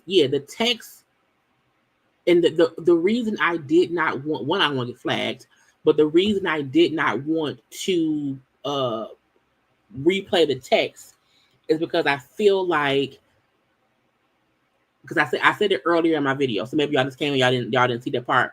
I am 43. Imagine a grown person texting their person. You know what I'm saying? Well, look, hey, give me that dick. You know what I'm saying? Those were the kind of texts between between Nasiah, who was at the time 12, 13 years old, and Jarvis, who at the time was 40, 41 years old, grown as hell in these streets. You hear me? Okay, so the text part of it, which we discussed a little bit earlier in my video, was them meeting up in the basement. Her even asking him, hey, can we go to a motel, hotel? Hey, I want some of it. You know what I'm saying? I want some of it too. This your cooch. That's my, you know what I'm saying? All, again, if you are a sexting kind of person as an adult, just imagine what you say to your dude or your woman. So, you know what I'm saying? And that's what was being said between them. Okay, let's get back into it with grandmama. And so on the 9th, she was not supposed to stay after school, correct? No, she was supposed to come straight home. And when she didn't come home, you said that you were driving around looking for her, correct? Yeah. Can you tell us a little bit more about what efforts you made on the 9th to locate her? Again, I told y'all before, if someone is missing, where did you go? What did you do? Where did you drive to? How long were you looking? When did you come home? When did you stop looking? She never had any details about it. I went to the school to go pick my son and daughter up because they were also in the after school program. Picked them up, went back to the house. I thought she was there, and when I got to the house and I found out that she wasn't there, I got back in the car and I went back up to the school. And by that time, nobody was there. Nobody was at the school.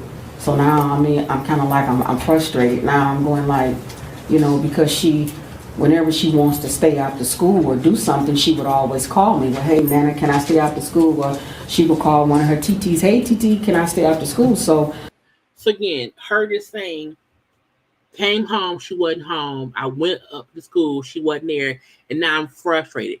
Why are you frustrated? If you're saying she always come home, if she wants to stay out somewhere, she called and she asked y'all, how are you frustrated that you don't know where she at and not concerned and worried? Because as you're saying, she always asks, she always comes home. If this is abnormal, you would not be frustrated. You would be like, well, damn. She always home at 3:05. It's 4:30. Let me go to the school. Well, damn. The school closed or she not here. You would say, well, damn, where could she be? So again, but her out her own mouth saying, if she wants to stay late or whatever, she always asks. So you would not get frustrated unless she's always gone missing and this is the same old. that wasn't like her, so I'm really frustrated now. So now I go back to the house and I'm talking to my daughter, Shannon. And I want to stop you right there because I don't want to go into what anybody else said. Okay. But you went back to the school. Nobody was at the school. You went back to the house. Nasiah is still not there, correct? Correct. Did you go back out looking for her after that? I did. Okay. Where did you go looking? I was driving around in the neighborhood, everywhere. I'm just looking, just like hoping I'll see her, you know? That don't make no sense. You ain't called and asked nobody nothing. You just went and drove around the net. If I can see her, that don't sound normal. We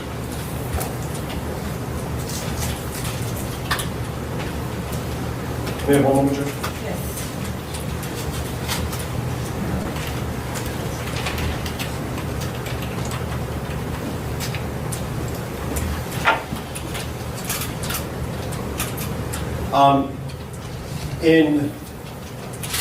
On the 9th, when you... Again, y'all notice how I told her before, if you sit in the courtroom, you can't really see Jarvis.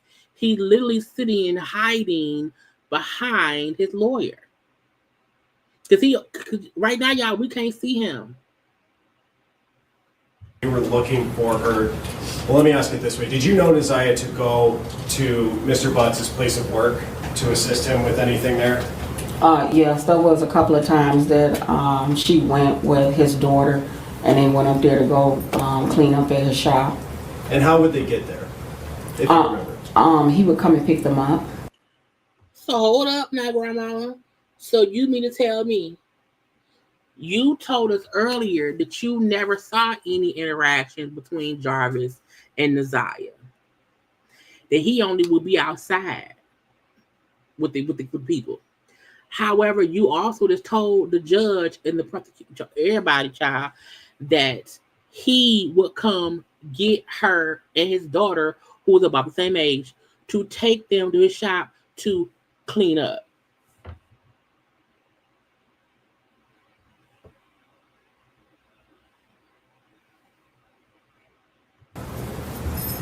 And was that in that white truck that you talked about earlier? Yes. Mm-hmm. And did you yourself know where Mr. Butts worked at? Yes. Mm-hmm. Okay. Do you know, where is that? It was Frank's shop located on Warren, East Warren. And is that the last place that you knew him to work? Or did you know him to work somewhere else? I knew him to work there, and then the shop moved to a different location. Did you know where that new location was? Personally, no. Okay. And did you ever, on the 9th, did you ever try and go to Mr. Butts' place of work to look for Neziah? On the 9th, no. So your granddaughter missing. You said you was looking for her, driving around, trying to find her. But you didn't go to the shop that we had some time cleaning up. So again, the fact that they're asking her, where did you go looking for her? She never really had a clear-cut response. Or around the neighborhood. Yeah, this around here. Girl, what the fuck about it? Now, let's get to the auntie. Let me add in the auntie. Have y'all liked the video? Have y'all liked the video? I hope y'all have.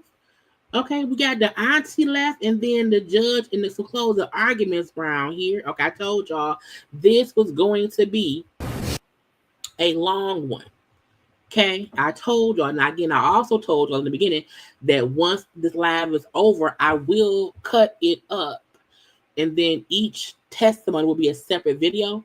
Okay, but I'm like, hey, y'all, we have to get into all of this. Okay, so make sure that y'all liking the video, y'all, and subscribing around here, because we have good times all the time on everything. Okay, anyway, let's get in. Now, this is the auntie. This is Shannon. Now, she look, because these are old pictures. I could not find no recent pictures of the aunties at all. I could only find this old one of the aunties and also the grandmama, and then also a picture of Neziah. Okay, and I told y'all the key testimonies of these peoples was Jarvis' sister, Neziah grandmama. We already got into King baby mama sister testimony, and now we have Neziah's auntie, who is Shannon. Okay, who has 5 children with this pedo. You hear me? 5 children with that man. And the judge, okay, now again, even though we did not read the text, I did not play the text here, I want y'all to give a honorable mention to the police officer lady in the blue shirt who read them texts betwixt Jarvis and Naziah that gave us a deep inside look on how disturbed that man is in his head. No, this is Detroit. Here. This happened in Detroit, Michigan. Okay, and we are a huge city. However, I don't want anyone to think that this was like some known thing. In a lot of places, there are pedos who are out here, and we don't know what's going on. Okay, and we don't know what's going on. So that's why I'm like, we have to bring light to it when possible. But again, this is Naziah's auntie, her mama's sister, who has 5 children with Jarvis. And do you have any children? Yes. How many kids do you have? 5. And do all your kids have the same dad? Yes. Who's their dad? Jarvis Butts. Do you know someone named Naziah Harris? Yes. What's your relationship to her? My relationship to her, she is my niece. I'm her aunt. Okay. And whose daughter is she? My older sister is Kenyatta Harris. Did Naziah ever know Jarvis through you? Yes. Okay. And when did Naziah and Jarvis first meet? When she was little, like age 2. Again, Naziah met him around 2 years old, meaning I've been with this man messed with the man about 10 years. So the grandmama saying in the past 10, 11 years, that man ain't came to her house is a bald-faced lie.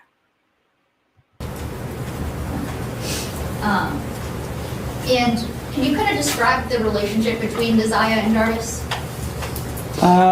Should be just an uncle and a niece relationship, no more than that. An uncle and a niece relationship. Again, y'all, the judge's face is like, bitch, I don't like you. Up that line, you ain't shit. You knew it was more than that. You knew. And even saying it should be just an uncle and an uncle and a niece. Then why would your mama say he ain't in the house? Because typical uncles can come in the house. Typical uncles are allowed in the house. Whenever the mama say he ain't never in the house, instead of somebody lying. A typical uncle and niece relationship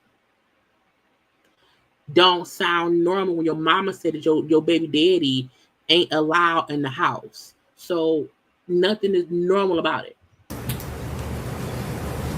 How often would Jarvis be around, at your house with you? He will call or say, can he come see the kids? Or the kids will ask, can he see their dad? And he will come, pull up either to my house where I used to live or at my mother's house. And again, Jarvis has in the court, they mentioned he had 13 children.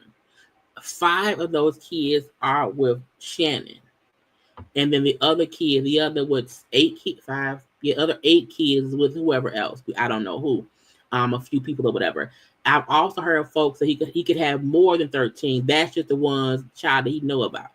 Would Naziah ever be around? All the kids would be around. To your knowledge, would Naziah ever text Jarvis? From my knowledge, no, unless I will have her to text. Now, why would you have a child text your baby daddy? On what planet? Because again, Naziah went missing at 13 years old. Why would you have a child text your baby daddy? I'm confused. Text him for what? So even her saying, well, I would have her text him. For what reason? Okay. But to your knowledge, you didn't know of any kind of separate outside relationship? No. Would you ever know Naziah to help Jarvis Butts at his shop? Yes. He will call me and say, hey, if I can get our daughter and Messiah to come and work up at the shop. Now, I know men, okay, and I feel like anytime a grown man who owns a mechanic auto repair shop call one of the baby mamas to say, hey, can your niece, your 12-year-old niece, yeah, she turned 13. She turned 13, I believe, in September of 2024. I'm sorry, 2023, but she went missing January 9th of 2024. So she had just turned 13. But at the time when most of the stuff was happening, she was 12. When it started, she was probably 11, from as far as the text messages or whatever. However, no one is asking the female children of the household to be the ones to come clean up a shop. Okay, that don't make no sense. And if my baby daddy of my 5 kids is calling to ask me,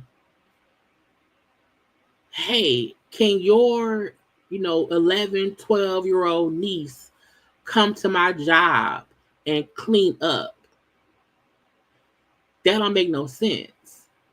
But again, Kim Worthy, who is our what is Kim Worthy? Kim Worthy, I think she's the head prosecutor here. She said Jarvis would date women who had children to be around children. He would then have babies with women to also have more access to children. So even her saying, well, yes, Jarvis will call and ask. Now, let me say this, let me play a bit of this much of a devil's advocate. If a young child say, I want to be a mechanic, I like cars, because women could love cars too. If it was a thing where the girls was like, I want to be a mechanic, I want to see what is going on at the mechanic shop, and they was asking to learn shit, I'll say, okay, maybe. However, him calling and asking, can the underage children come to the mechanic shop with oil spills and other grown ass men, if they can come around here and clean up?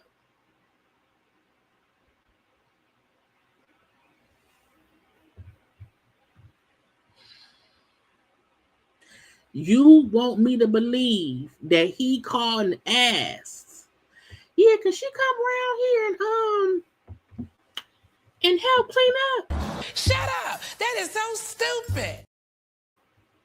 It was all a lie. Guys, it was all a lie. She lied. Child, something don't sound right. And I would say, let me ask my mom first regarding Messiah. Okay. And which daughter of yours would that be? That would be my oldest, Janiyah. Okay. Would you ever know Messiah to go to Jarvis's shop alone? No. But didn't her mama say that Jarvis would come pick up the daughter, him and the daughter? To me, that's alone. That means he the only adult with them. When you let a man who ain't your husband, he has 13 children, he's already been in jail for SA of underage people, and you allow him to come and get not only your daughter, but your underage niece to go clean up a mechanic's shop?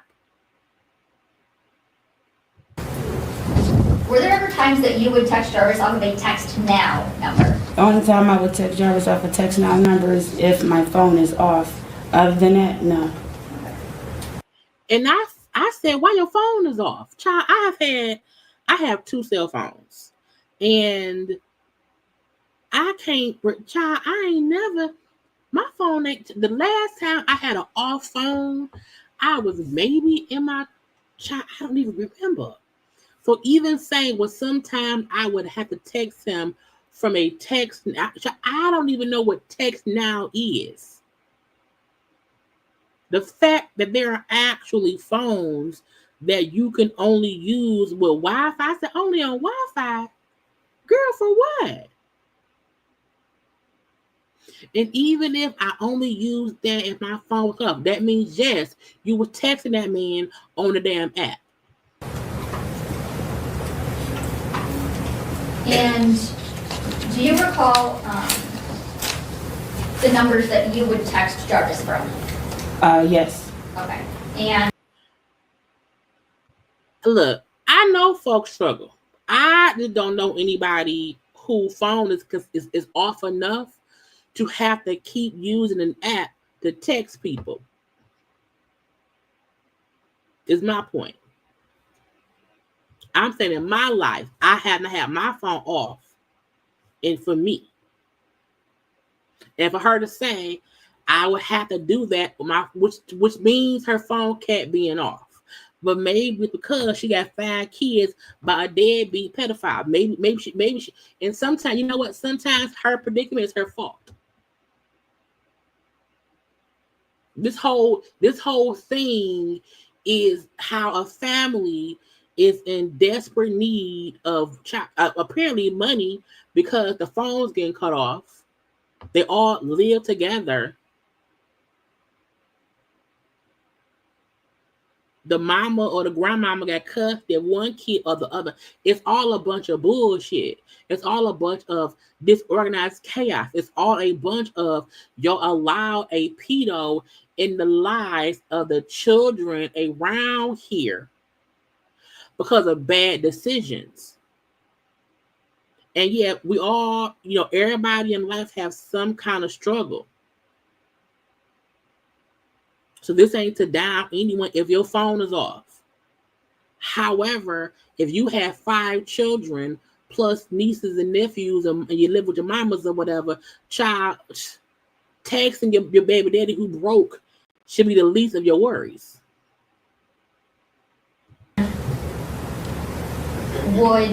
Does a 586-510-5161 sound familiar? Yes. And what number is that? That used to be my old number. And is that number that you would text Jarvis from? Yes. Okay. And what about a 586-842-4504? That was the number before this number. Before the 510 number? Correct. Okay. And is that a number you would also text Jarvis from? Correct. And what number did you have for Jarvis Butts? The 313-585-8719. And did you have any numbers for Nizaya? It was a funny looking area code. The area code was a 231. Okay. Now, here in Detroit, because this all happened in Detroit, we 313.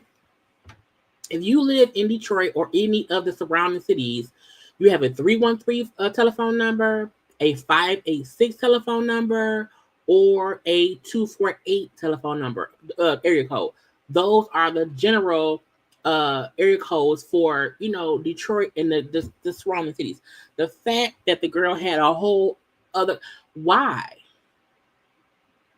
But again, the grandmama said Nazia's birth mom got her some child weird phone. Why? For what?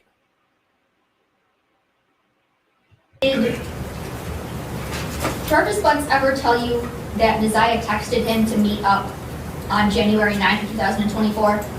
No. Couldn't have, because she went missing that day.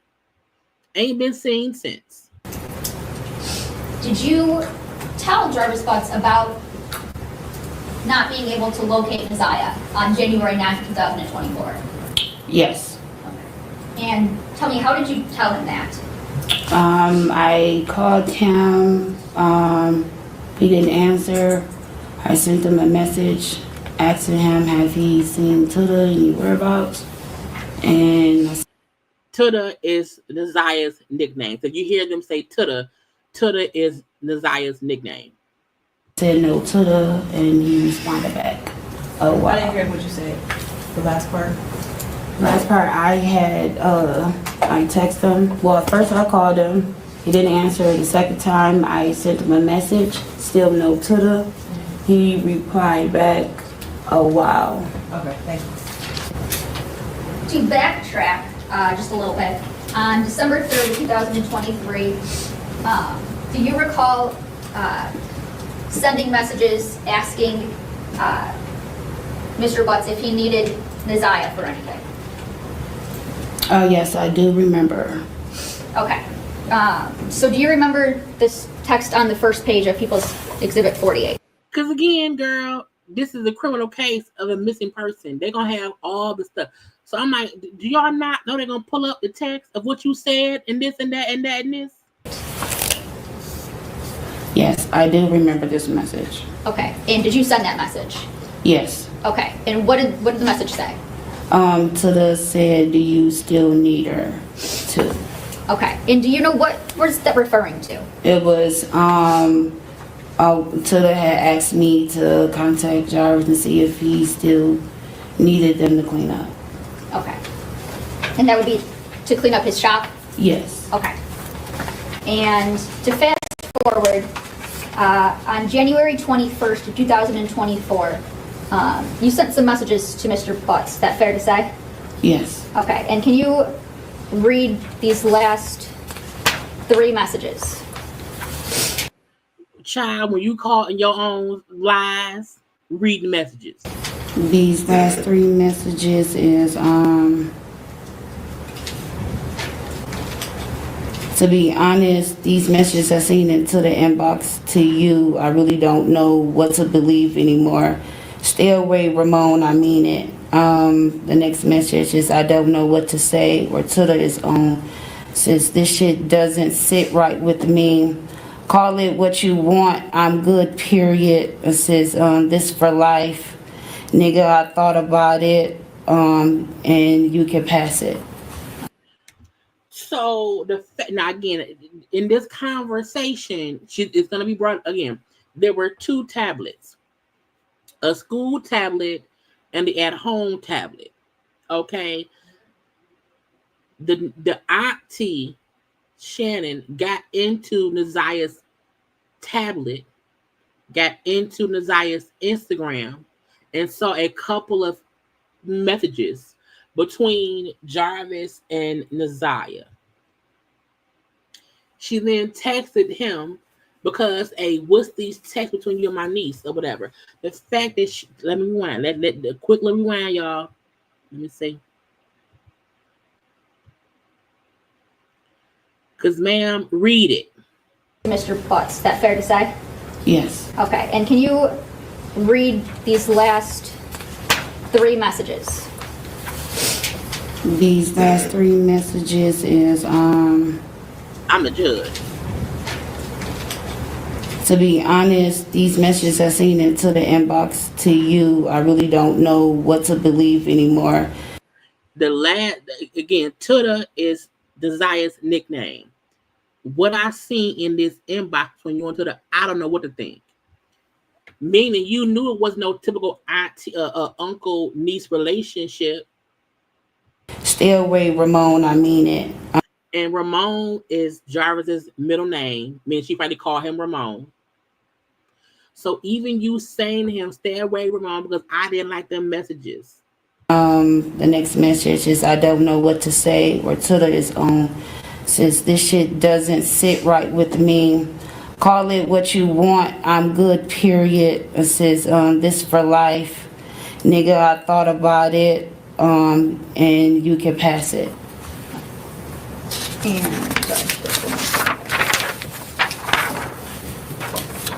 Keep reading. And don't call me. No need to explain shit. I already see it. Okay. Don't call me. You ain't no need to explain nothing. I can see it. You can see what? You can see what? Whatever you read in the thing, you know what it was. So you were referencing some messages that you saw in Tada's inbox. Correct. Tell me, how did you see some messages? Well, first of all, where are these messages Where were they at? The day of, Right, Didi? No, I need receipts, timelines, fucking everything. I need it all. I would never say I don't need no explanation. No, I need it all. I need the police here right now because I done killed them. But let's listen. Officer Gardner came to pick up Nazia's tablet. My mom asked me to put it on the charger. I put it on the charger. Officer Gardner, after that, Officer Gardner called and said she's on her way. This is hearsay. Without saying what. Okay, I'm sorry. And again, within the testimony, because the defense kept objecting, a lot of times they had to not say what they were told. This talk around certain things. The officer had called and said that they was on their way to come Still pick up hearsay? the tablet.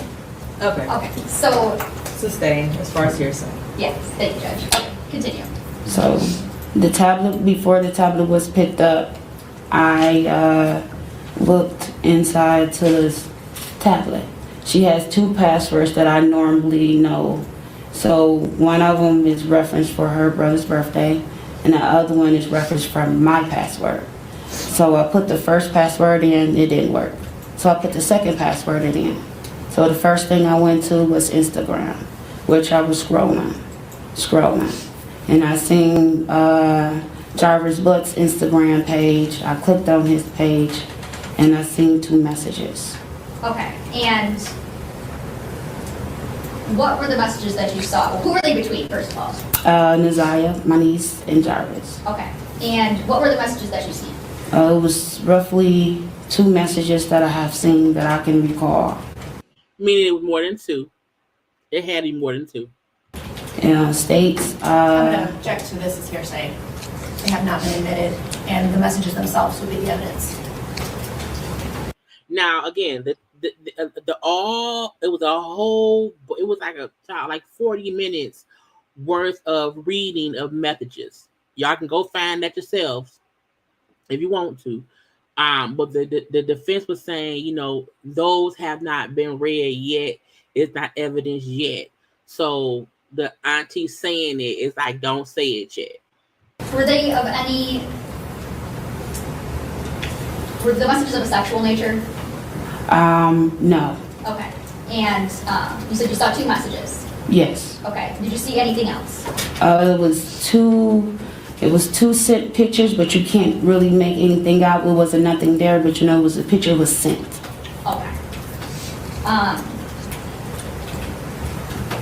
What did seeing those messages, what did they cause you to do? Well, when I seen those messages, I called him. Who's and Jarvis Butts. Okay. Called him while he was at work, asked him, what is these messages I seen between you and my niece? And he said, what messages? So there's 2 particular messages that states out and it's a picture. And he stated that, I don't know, on these messages, I told him what the messages were, and he said it was probably our children was messaging him. Your children was messaging you from the Zaya's stuff. And I stated no, because I know how our children will text. Okay. And reading those messages, is that what caused you to text Mr. Butts, yes. Mr. Butts, in that you've seen the messages in the inbox and you don't really know what to believe anymore? Correct. Okay. Meaning you knew it couldn't have been from your children at all. When you saw Nazia that morning, what did you do the rest of the morning? Nothing. I was at home with my mom and my 2 children. And do you ever leave the house at any point that day? No. I was at the house the whole entire day. Okay. And do you know what time Nazia would normally get home from school? On certain days, she will stay for after school, and then on certain days she will come home. The days she will stay for after school is 6, and the days that she don't is at 3 o'clock. Okay. And on January 9th, do you know if Neziah had the after-school program? Yes. At that time, my mom took her out of the after-school program, so she will come home directly at 3 o'clock. Okay, and were you home at 3 o'clock? Yes. And did you see Neziah come home? No. Okay. And did you see her come home at all the rest of the night? No. Okay. Did you leave at any point after 3 o'clock? No. Okay. Did you, yes, when Neziah didn't come home, did that cause you to experience or feel any type of way? It did. When she didn't come home is when my mom went to go pick up the other 2 children from the after-school program. They knocked on the door and they had asked a question and said, Objection. Sounds like hearsay. One second. You have a response or? A question is a hearsay, technically. I think she said. It's just a question? I'm Yes. just getting ready to say a question. Okay, What was the question? What was the question? The 2 children had asked me, Mom said, did That's the hearsay. did Neziah come home? The hearsay is mom said. Okay, so were you asked directly whether Neziah came home? So my mom was still in the car, I was inside the house. They was coming to the house, walking up to the door. When I opened the door, they asked me, Mom said, did Neziah come home? I said no. Okay. And was Neziah home at all? No. Okay. And did you do any sort of looking for Neziah that night? Yes. What did you do? I called my twin sister. I called some of her friends that I know that stays close by. If they had seen Neziah, heard from Neziah and everything. And when I reached out to my sister, she said no. Her friend said no. So after that, I asked my mom, did she want me to call the police? She said no, she will take it up in the morning. Ask my mama, should we call the police? Because the girl missing. Well, no, let's just wait till tomorrow. Who waits to call the police? Okay. You said your mom was going to file a police report in the morning. Correct. Okay. Did you go with her to file a police report in the morning? No, it was my older sister. Okay. Did you do anything on the 10th as it relates to trying to find Neziah? Yes. We went out, I and some others went out to go get some pictures, made copies. We went to other stores, passed out flyers, and everything that we need to do. Now, what was asked of us to do. Okay. And since January 9th, 2024, have you seen Neziah? No. Since January 9th, 2024, have you heard from Neziah? No. You and Mr. Butts have been, or you've known him for about 12 years? Correct. And fair to say that you were in a dating relationship with him for most of that time? Correct. But towards the end, like last year, it was more off and on, fair to say? No, it was on and off for years. For years, okay. But you have 5 children with him? Correct. And this relationship that you had with him, even towards the end when it was on, it was a sexual relationship, right? Correct. Sometimes you go to a motel to have sex with him? Correct. Yes. And that motel was the Park Reston?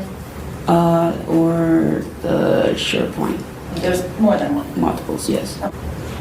And I believe you just testified that on January the 9th, you were living at that house? Correct.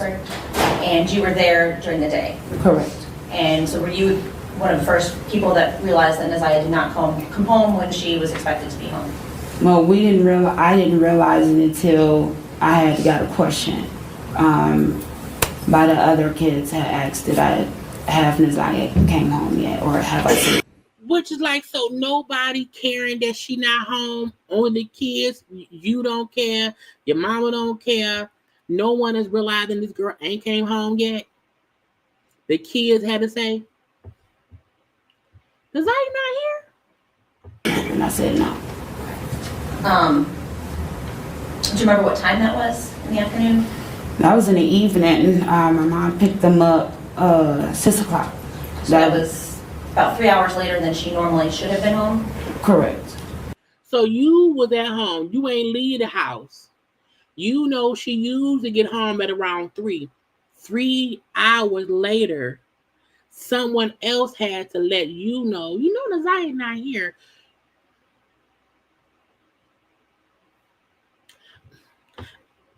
That don't make... That's suspicious. Yeah, it's fine. That's weird. Because, bitch, how?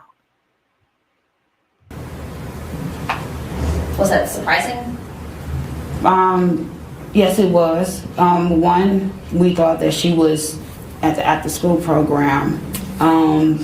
But the grandmama said that she was not in the after-school program no more. And if the grandmama left to pick the other kids up from school, Naziah had already took the bus home. Let me share my screen with y'all real fast to show y'all the last time anyone saw her. This was her walking home. So that's the last time anyone seen Naziah. But Butts told investigators the last time he saw Naziah was weeks before. Yes, he stated to me that he had last seen her at the end of December or early January, sometime at grandmother's house getting her hair done. Okay. And did he say anything about knowing where Naziah's bus stop was? Yes. Okay. What did he say about that? He said that her bus stop was at a 3-mile drive in Cornwall. So again, child lies and deceit all up and through. It didn't dawn on no one. That was one. Oh wait, no. That was one of the police people. Again, when I tell y'all, it is 5 days full of 2 to 3 hour testimonies of so many people. I'm giving y'all a condensed version. I had to watch all that shit to give y'all a condensed version of everything. But y'all, there was police and technicians and it was all kinds of people. Like it was a full out thing. So I'm giving y'all just the meat and potatoes of it all because I can't come to y'all and show y'all 20 hours of stuff. I don't have the time. Until my mom came back to the house and she wasn't here or she wasn't in the car when they had got in the car. Yes, and also this footage of the last of them seeing, her walking home. She's not walking home. She's going in the opposite direction of her house. She's walking towards what they were saying was she was walking towards the auto shop. That's what she was going to. This is why they can say, okay, bright color coat, her shoes, light colored jeans. You know what I'm saying? All of that is from, just because again, once she was reported missing, and they were like, okay, she's missing. Child, full-fledged search for her. The one thing about Detroit is if there's a missing person, they're gonna look. So yeah, this is her not walking home. That is her getting off the school bus and then going in the opposite direction of the house and going towards the direction of where his shop was. She was walking to his shop. And so when you all realized that she wasn't at school and she wasn't at home, was that surprising? Yes. But you didn't go to the police that night? No. Did she ever not return home previously? No, this is her first time ever doing this. Did she have friends in the neighborhood that she would go visit? Yes. And you said, are those the folks that you contacted to ask? Yes. I think you testified that very rarely would you ever use text now to contact Mr. Butts. Right. Only if your phone was turned off. Right. And that was not very often. Right. Would Naziah ever have access to your phone to use it? Yes, like she would ask, hey TT, can I see your phone? Sure, I wouldn't mind, yes. And so would she text from that phone? Probably, yes. Did you ever notice any text from No. her on your phone? No. Did you? Now again, the text messages that was read in court, the prosecution made it clear that when they were texting each other, he would say, "Don't forget to delete this text." So certain texts were deleted. But the day that she went missing, her saying, "I'm gonna come meet you," say, "Okay, so I know you got my text. I'm gonna delete this." So they were texting the day of, so she was meeting up with him. Did you ever notice if she had used your Text Now app?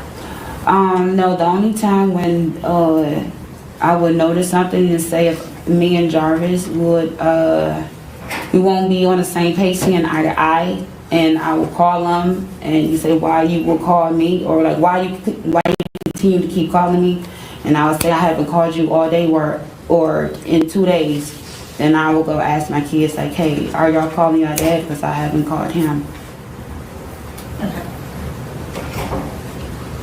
And until you looked in Naziah's Instagram account, did you ever notice anything on your phone that caused you to be concerned? No. Between Naziah and Mr. Butts? No. And Mr. Butts, we said, would come to the house to see his kids. He would drop them off at the house sometimes. He would take them places. Yes. He would pick Janiyah up from there. Like he, depending on like if he will pick up the kids, if I need him to pick up the kids from the pickup or drop off spot for school, he will do that. Yeah. And then take them either to Clinton Township when you live there, or to the Bedford Street address. Correct. Okay. But most times he wouldn't even come to the house, right? He will come to the house. He will call me first before he will come. Would he come into the house physically, or would he sit in his truck outside? 50%. He will sit in the car and wait till the kids come outside, or he will knock on the door. Okay. Would he be in the house for any length of time? Only if I'm inside the house. Like if he was visiting with you? Yes. Okay. So you never knew a time that Mr. Butts would have been alone in the house with Naziah? No. You can't think of a time when he had been in the house and had gone down to the basement with her? No. Or any other room in the house alone? No. Because the text was saying they was meet up in the basement, y'all. Would Mr. Butts have ever been at that house if another adult, like you or your mother, weren't there? He will, what you said. Would Mr. Butts ever be at the house if you or your mother weren't there? No. It will be me or another person.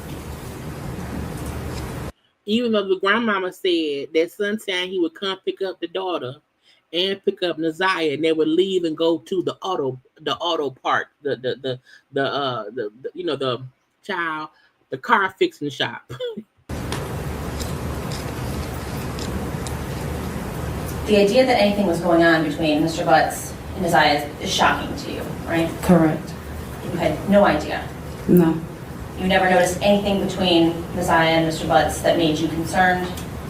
No. You never saw any inappropriate behavior? Not at all.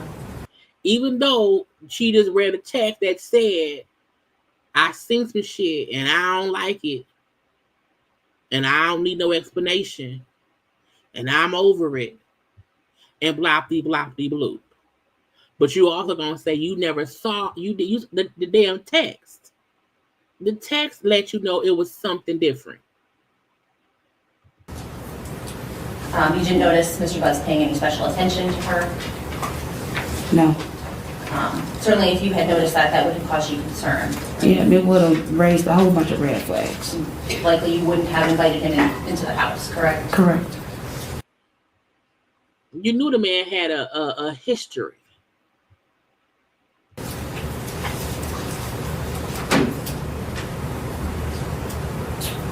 You found it hard to believe even that Mr. Butts would hurt Messiah. But I won't know. I don't know what he will do if a person's back is up against the wall. But the thought of that was hard for you, at least at one point, to believe, correct? Correct.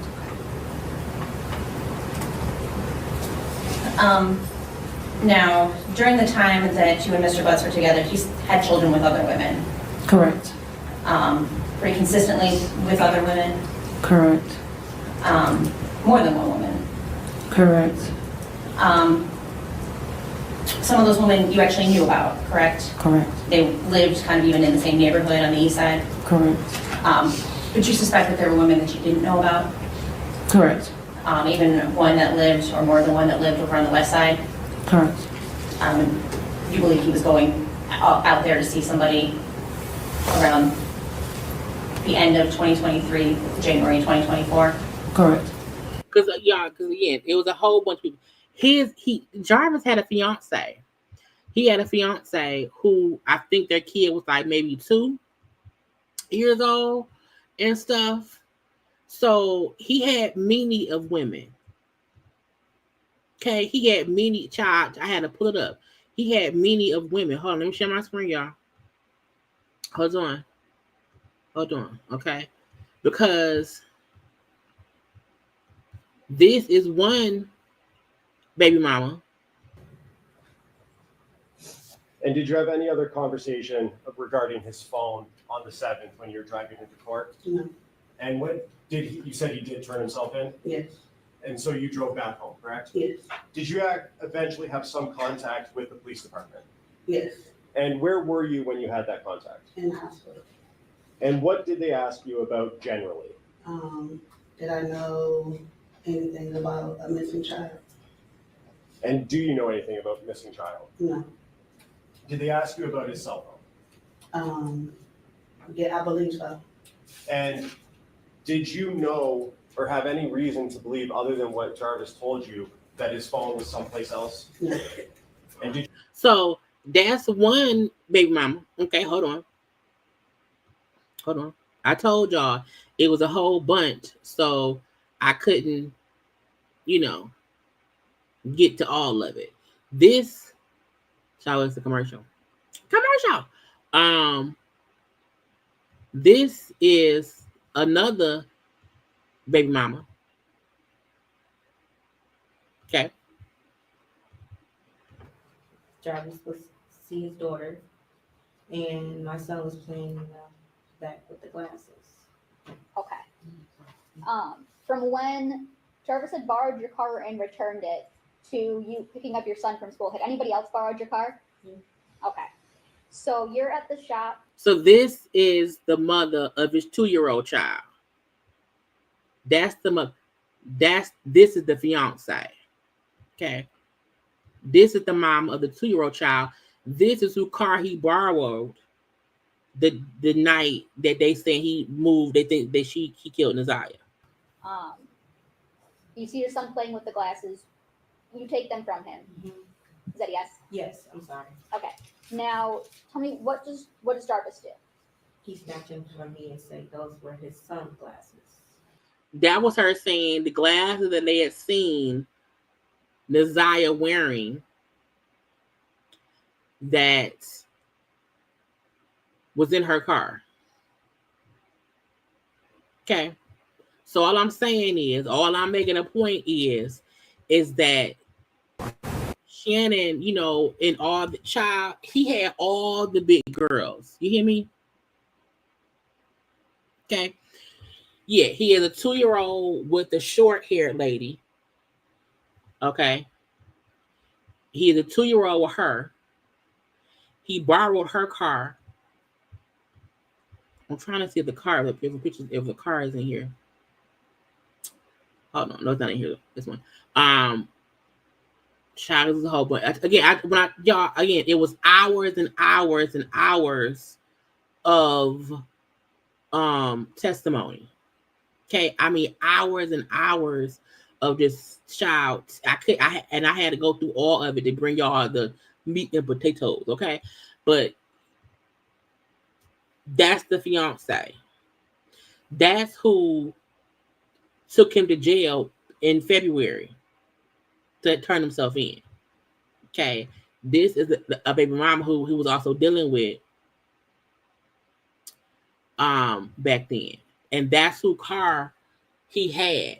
And there was a prison phone call between Jarvis and this lady right here, where he asked her to, wipe down anything he had touched, to drive around in somebody else's car, not her own car, and bloppy blue. So I just wanted to make it clear that Shannon child wasn't even who we was currently with.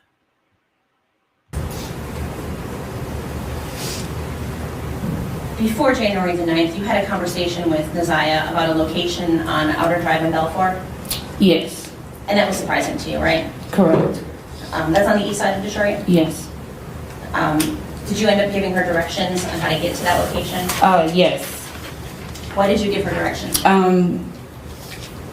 I was just getting out the shower and just getting myself together. She asked me, she said, "Hey, Titi," she said, "where is Belfort and Outer Drive?" And I told her, I said, "You know exactly where Belfort and Outer Drive at." I said, "Outer Drive is right where the wine basket at." And I said, "You know where Belfort at." So you mean, bless you to judge, you mean your 12 or 13-year-old niece is asking you where a random place is in the city, and you know where it's at? Not why you want to know. Why you need to know what's over there? What you going over there for?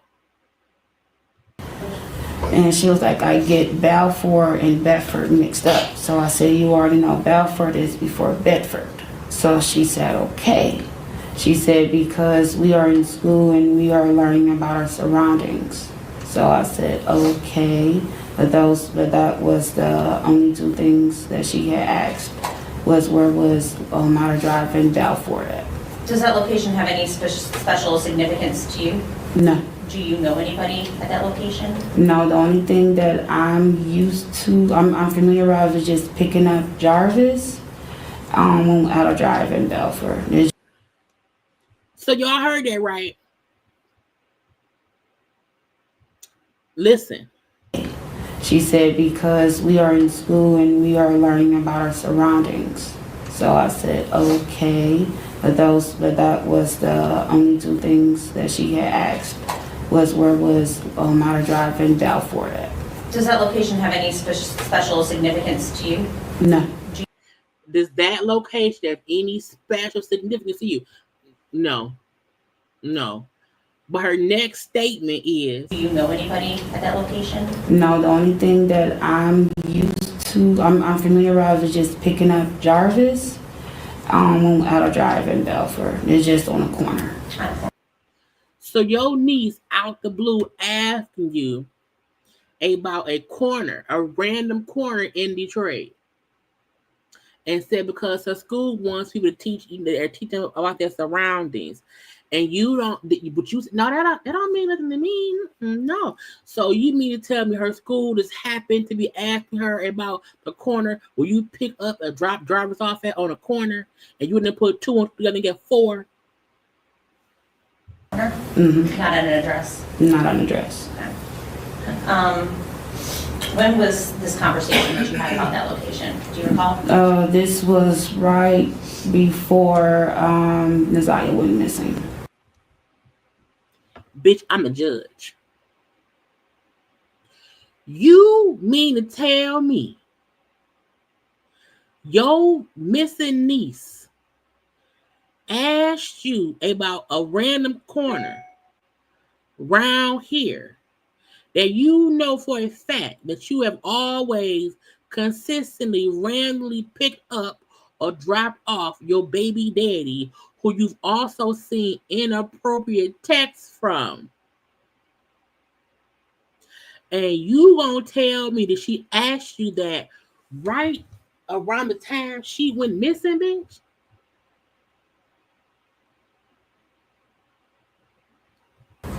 Like how soon before? Weeks?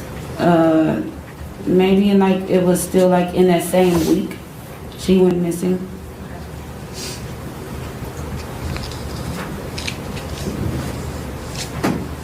The judge tried her best not to shake her head, but she's like, these hoes here.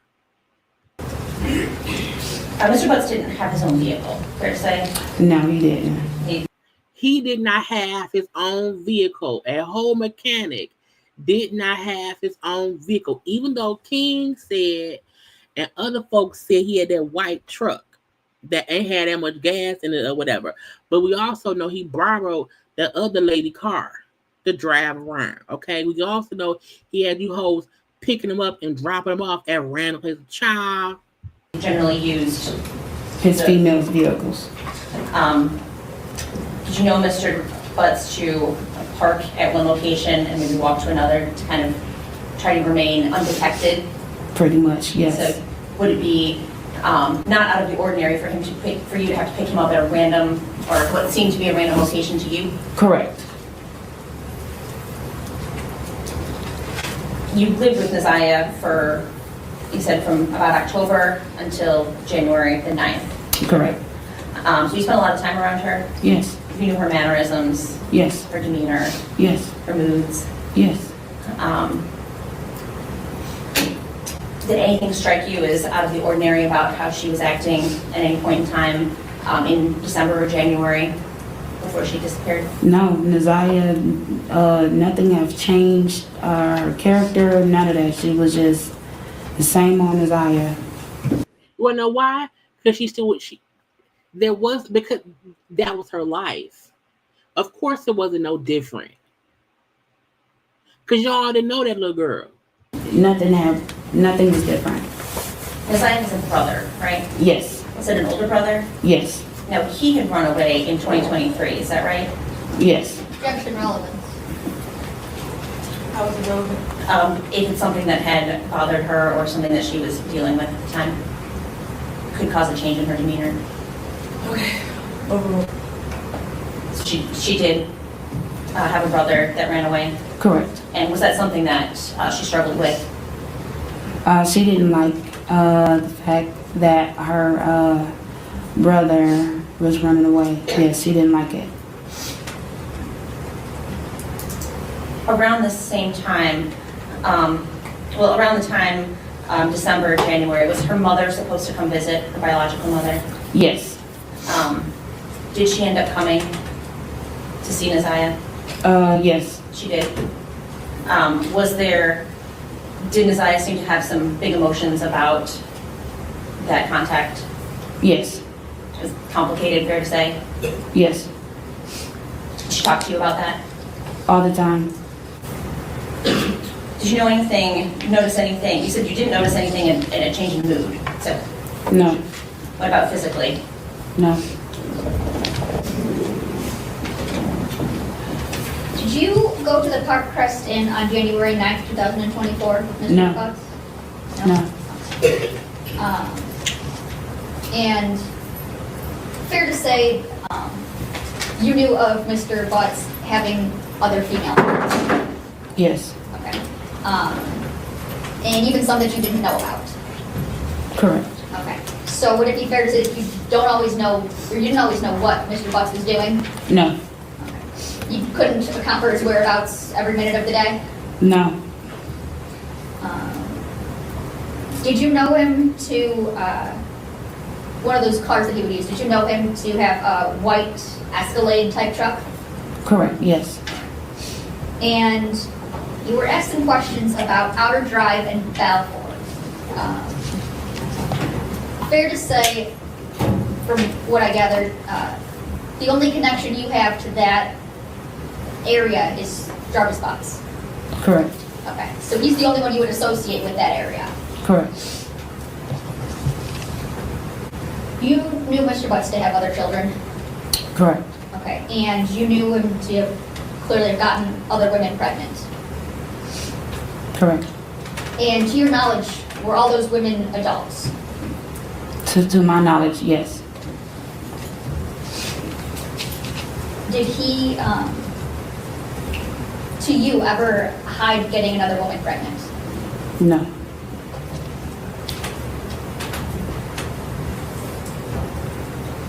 Nothing for the rich. He got a little girl pregnant. He got that little girl pregnant. Okay, now the last part we're going to get into, because I'm tired. But I felt like we had to get into, again, y'all, and this is a condensed version of all this shit.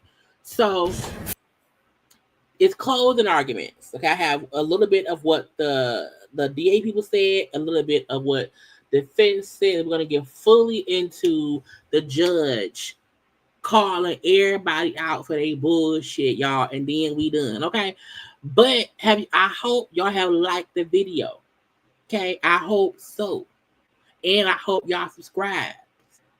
Okay, yes, I have what the judge said, absolutely, but I wanted to show a piece of what the prosecution said and also the defense, because they call out other stuff, and the fact I'm trying the defense, ooh, that hurt my nerve, child. From the shop, we proceed out to the Park Crest Inn, where Jarvis Butts checked into a hotel at 9:30 p.m. and Sergeant O'Rourke's testimony corroborates this, placing. Now I did speed his part up because he was talking a little bit slow.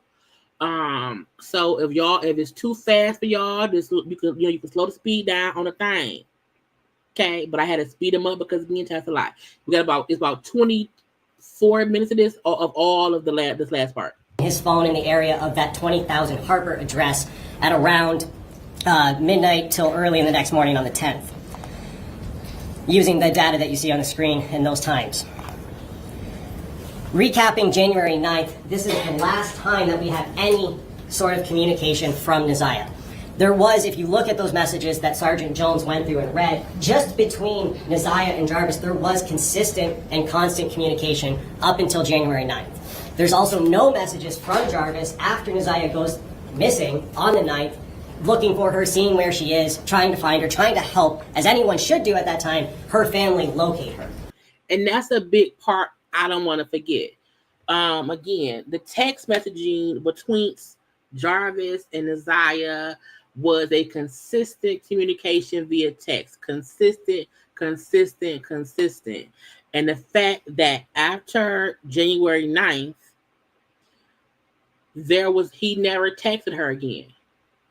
He didn't even text her, hey, where you at, you girl? Where you at, girl? Where you at, girl? Like, the fact that after her text saying, I'm coming up to the shop, after the video showing her getting off the bus, walking towards the shop, after King saying we picked her up, after Jarvis' sister saying I sent her there, after King's, baby mama sister saying, yeah, she came to the house with them up at Ypsilanti. Again, why did Jarvis not send her no more texts after the night? That alone, to me, is proof he did it. Because why did you stop sending her messages? If the last conversation was you thinking she was pregnant and she's now disappeared, why did you not send her any kind of text? The only time somebody won't send somebody a follow-up text is because you know their ass dead. Ain't no need to. But if you, period. Okay, that's my opinion. There's no messages to her phone, to that Text Now account from Jarvis Butts' phone. Her legal guardian and grandmother, Annette Harris, has not seen any social media posts. The OIC of the case, Sergeant Jones, has not seen anything for a total of 1 year now. The Lieutenant George Harris, who was involved in the investigation in the first month, didn't see anything that he saw from social media or Text Now after the 9th. Jarvis Butts on the 9th, we know, borrowed Latricia Johnson's car overnight, which was unusual. He borrowed that and then again borrowed it on the 10th or 11th. We know that Neziah's glasses were found in that car sometime after the 10th or 11th when Latricia Johnson was at that shop, and Jarvis Butts snatches them out of her hand. From the Park Crest Inn and from January 9th, we go out to 7 Mile and Burke. This is by far the most important location in this case because we know that the defendant spent from 11:40 p.m. on the 10th to 1:34 a.m., nearly 2 hours in that area, in that wooded area where the Rouge River runs through. And to give, this is from the slideshow of the scene photos that were taken at 7 Mile and Bird. This is the area where it's the people's theory Jarvis Butts did at least one of two things. Either killed Nasiah at 7 Mile and Bird, but at the very least dumped her body in this location. We know this because of the evidence that was found there, specifically the black hoodie, which you see in this photo here, as well as the pink bodysuit and the shoes that we confirmed, or that are hers based on the picture that the OIC received from her brother. There's the phone call to Jaylee Johnson, which was played when she was testifying, saying to get anything he touched clean, to clean anything he touched, to get anything, don't drive her car, drive his mom's car, which is important because when you combine her testimony of when Jarvis Butts took her car, those 2 times on the 9th and 10th, and then either the next day or that same day, it's important because that car is the car that he transported Nasiah Harris out to 7 Mile and Bird to either dump her body or to murder and then dump her body there. And we can go through all of the lies that Jarvis Butts told any detective or any officer that he testified to, but in highlighting those, he denies to Detective Mays that he was with Nasiah at all or had talked to Nasiah at all on the 9th. Again, Jarvis said, I didn't talk to her, I didn't see her another on the 9th, even though you had King, his own sister, and the lady up in Ypsilanti who all said no, she was with him. Also, the text between Nasiah and Jarvis of them talking on the 9th. Denies ever picking her up, denies to, even when confronted with the January 9th messages, he said that it wasn't him initially. Obviously, we heard in the subsequent interviews, specifically on June 1st with the OIC, he came off of that. He told Shannon Harris that Nasiah texted him on the 9th. She says that he never did that. And we have some of their messages in the record as well. He denies going to a hotel and denies going to a hotel with Nasiah Harris and denies having any sort of sexual relationship with Nasiah, even though the text now messages completely prove that that is an absolute lie. We also have his motive. We know from Sergeant Jones that he was going to be going into custody supposedly on January 9th until roughly December, I believe, is what Sergeant Jones testified to. So again, the reason he's in jail currently, and I mean Jarvis, because he was already going to jail on a gun charge. So he was supposed to turn himself in on the 9th of January. They got pushed to February. So he would have been in jail from February to around December. So that's why he's locked up now from that. We know that that date was adjourned because he said in his interview that he had a legal issue. He said it was out in Clinton Township, but I submit to this court that that's not the legal issue he was talking about. He was talking about the legal issue he would have had if Nasiah had been left alive. He had to make sure that when he was in custody that she was not going to give birth to any child of his. That's his motive in this case. That's why that's January 9th. Sentencing date was adjourned to February 7th so he could take care of that potential legal issue. He was being told consistently by Nasiah throughout the months that she might be pregnant, and then on 11/27, she says to him that it's hard to do this gym shit with this baby. Less than a week or 2 weeks later, he's searching on Google how to abort a baby, how to not just abort a baby or get an abortion, but how to do it at home, how to get rid of that without any medical professional or any responsible mandated reporter knowing about it. Because you do know if an underage child comes in to get an abortion, legally as a mandated reporter in the medical field or whatever, you have to report that a child is pregnant. So them saying that he was Googling how to do at-home stuff was because he knew I can't take her to a regular doctor's office. There's no way for us to get rid of a baby, you know what I'm saying, that doesn't entail something happening at the house. We clearly have that motive. And obviously, Judge, one of the big issues in this case is proving that Nasiah Harris is dead without having a body. On January 9th, she vanished off the face of the earth. There is absolutely no evidence after the 9th that she was alive, that she was sending messages to anyone. Her, again, legal guardian had not seen her since the 9th. No one else, officers, friends, family have seen her since the 9th. There's no social media posts reviewed by any officer to this day that would indicate she was alive. There's no messages, no further messages on text now after the 9th. There is a full and complete stop of any activity that would indicate she was alive. And Judge, I submit to this court that if that were the evidence that we had at this point, that would be enough at this point for a probable cause determination to show that she is in fact deceased today. However, so That was the gist of the prosecutors people. They were making a point in saying there is enough evidence to claim that she's no longer alive. No one has seen her, heard from her, talked to her since this date. Someone who was always texting, calling around family, who was always on social media, to all of that stopped a year ago. She is presumed dead based on all of these things. Again, this hearing was so that they could take this to trial with nobody. So the point is, after the 9th, after the last time, her grandmama, her auntie, Jarvis, King's sister, Jarvis' sister, all the people, it's for that reason. Okay. Now, of course, here comes the defense trial. There's been no testimony of any eyewitness stating that they saw Jarvis Butts doing any act that could have caused Neziah Harris's death. There's been no testimony of any eyewitness that they saw Jarvis Butts doing anything in preparation of doing something that could have caused her death. There's no testimony that he took any specific action in a deliberation to kill her, or that in killing her. There's Google searches about legal ways to abort a child, not how to kill somebody or dispose of a body. There's no evidence that he did anything related to the Google searches. There's no receipts of purchases or anything like that. And these text messages were 2 weeks after. They were, I believe, December 9th and 10th, which was, I believe, 2 weeks or 13 days from 11/27/23, which is the text message about gym class. And then there's this kind of cryptic text message in between that says, "It healed." We don't know what that means, but we don't know what Mr. Butts took that to mean. It doesn't necessarily mean that he believed she was pregnant. There's no evidence of a pregnancy. We have medical records until, I believe it's October of 2020. Bitch, this made me mad. Oh, the medical record from October, if they were texting in November and December and January about a baby, the doctor appointments from October don't matter.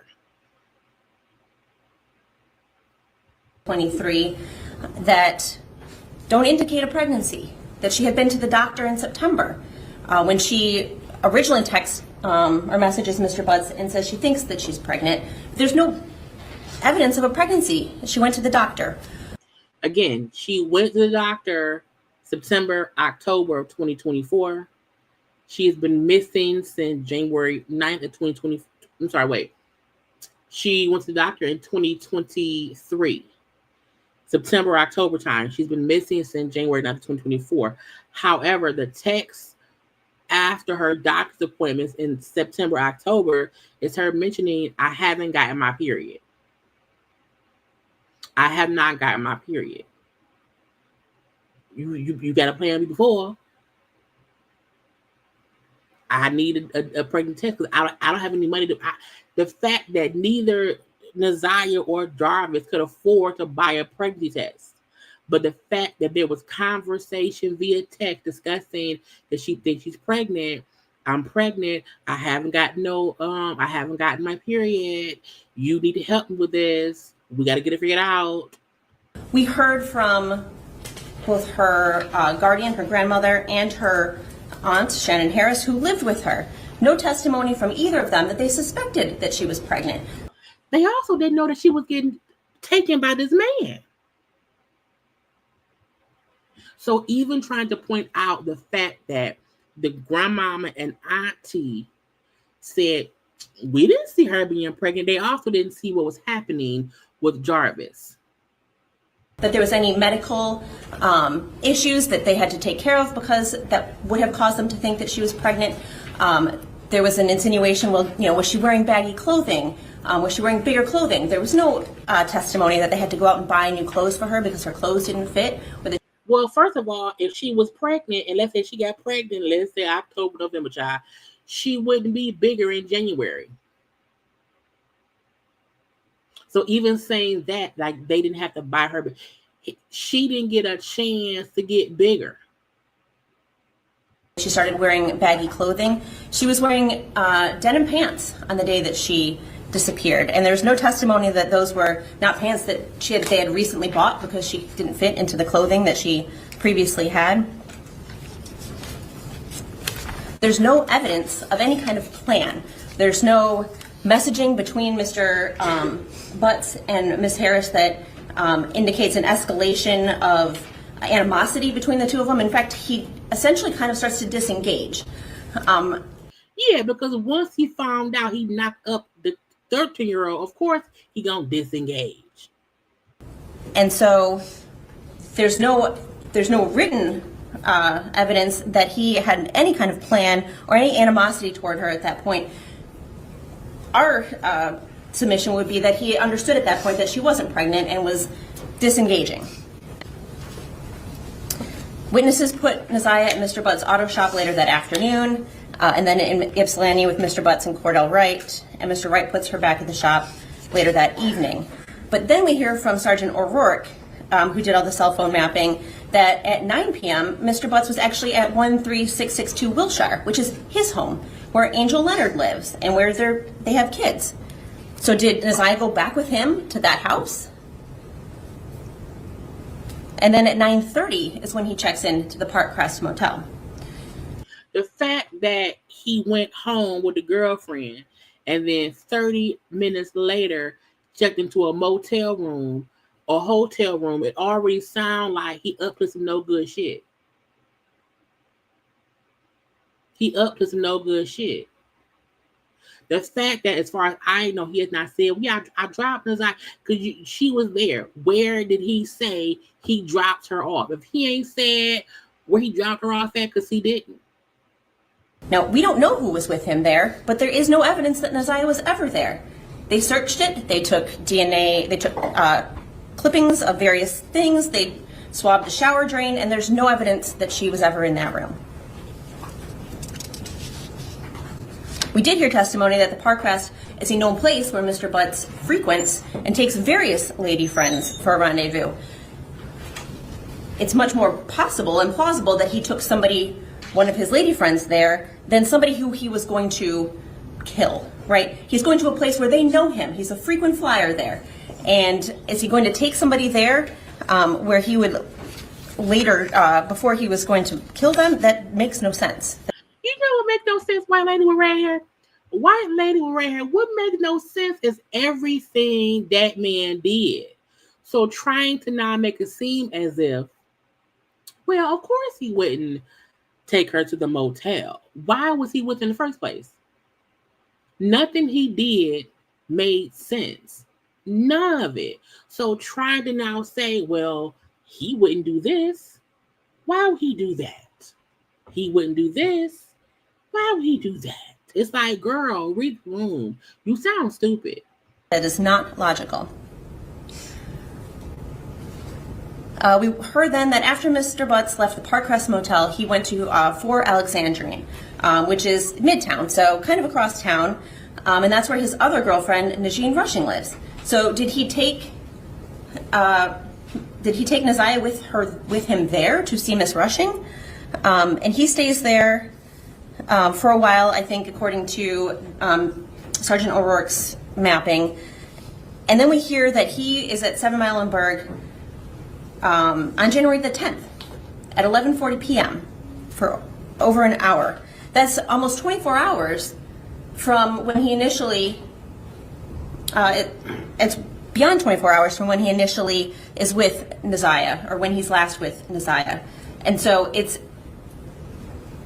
illogical to the fact that the words don't even roll off her tongue naturally lets me know she knows she's saying bullshit. You know what I'm saying? When you believe what you're saying, you're not pausing to think, damn, am I gonna mistakenly say he killed that girl? Like she's having to actively force herself to not say he guilty, he did it, and I'm just here for a check. You know, she is having to actively program her body to not shimmy and shake to say, I'm lying for him to see my client. You know, you can tell by how she's talking and how she's having to consistently read her notes to where she feels like I can't say the wrong thing. I can't. So I have to talk a bit slowly, a little pause, a little think before you talk. And we seen the prosecutor, he would just talk, because he like, these are the facts. Think that he was driving around with Neziah, visiting all of his girlfriends, or if he had done something to her previously, that she was in the car with him while he did that. And in fact, they took a cadaver dog around the car and didn't find anything, and they tested the vehicles, all of his vehicles, every car that he drove, for DNA, for any sign that Neziah had been in there, and they found nothing. Again, but it was like a month later. So it wasn't as if she was missing on the 9th and on the 10th, 11th, and 12th, they were looking at all this evidence. No, it was a month later. It was the fact that he was at the child yard in the middle of the night at 11 p.m. or whatever time for over an hour could have been him easily not only burying that girl, but cleaning out the car. And the call to Miss Johnson asking her to wipe down the Sentra that she used that he had borrowed is kind of irrelevant because she testified that she didn't do it. And she was lying.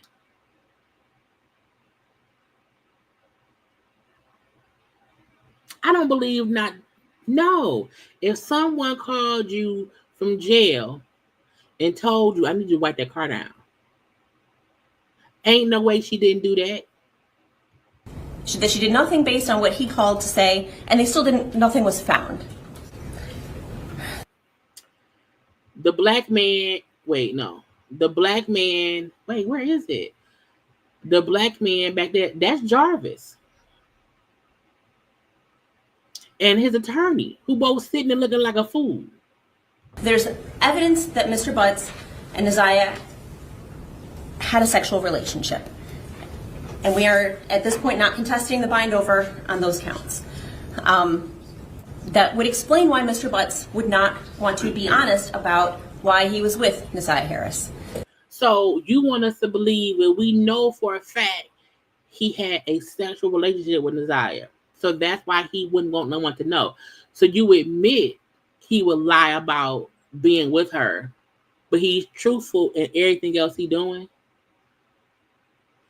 He's either a trustworthy person who's the child. You can't have it both ways. You can't.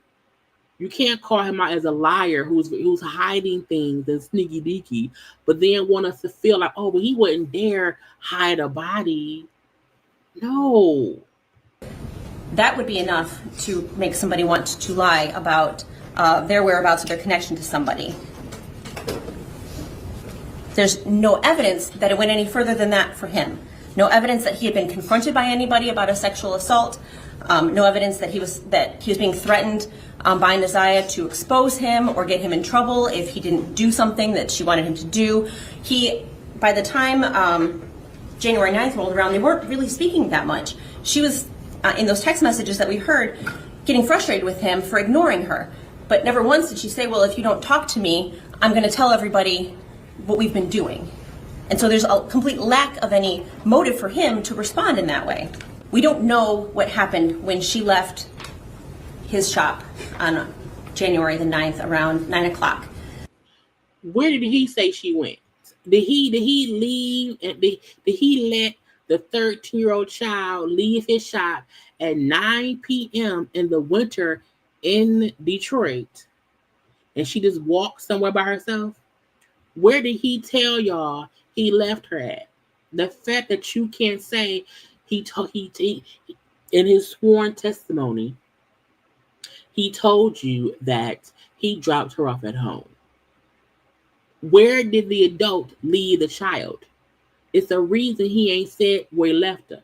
But I think it's safe to say we know she didn't go to his house where Angel Leonard was. Or Angel Leonard would probably be here in court and telling us what a weird interaction she had with him and why it was strange that he wouldn't come inside the house or why he wouldn't let her out by the car where he was. We don't have any evidence that she went with him to the Park Crest Motel.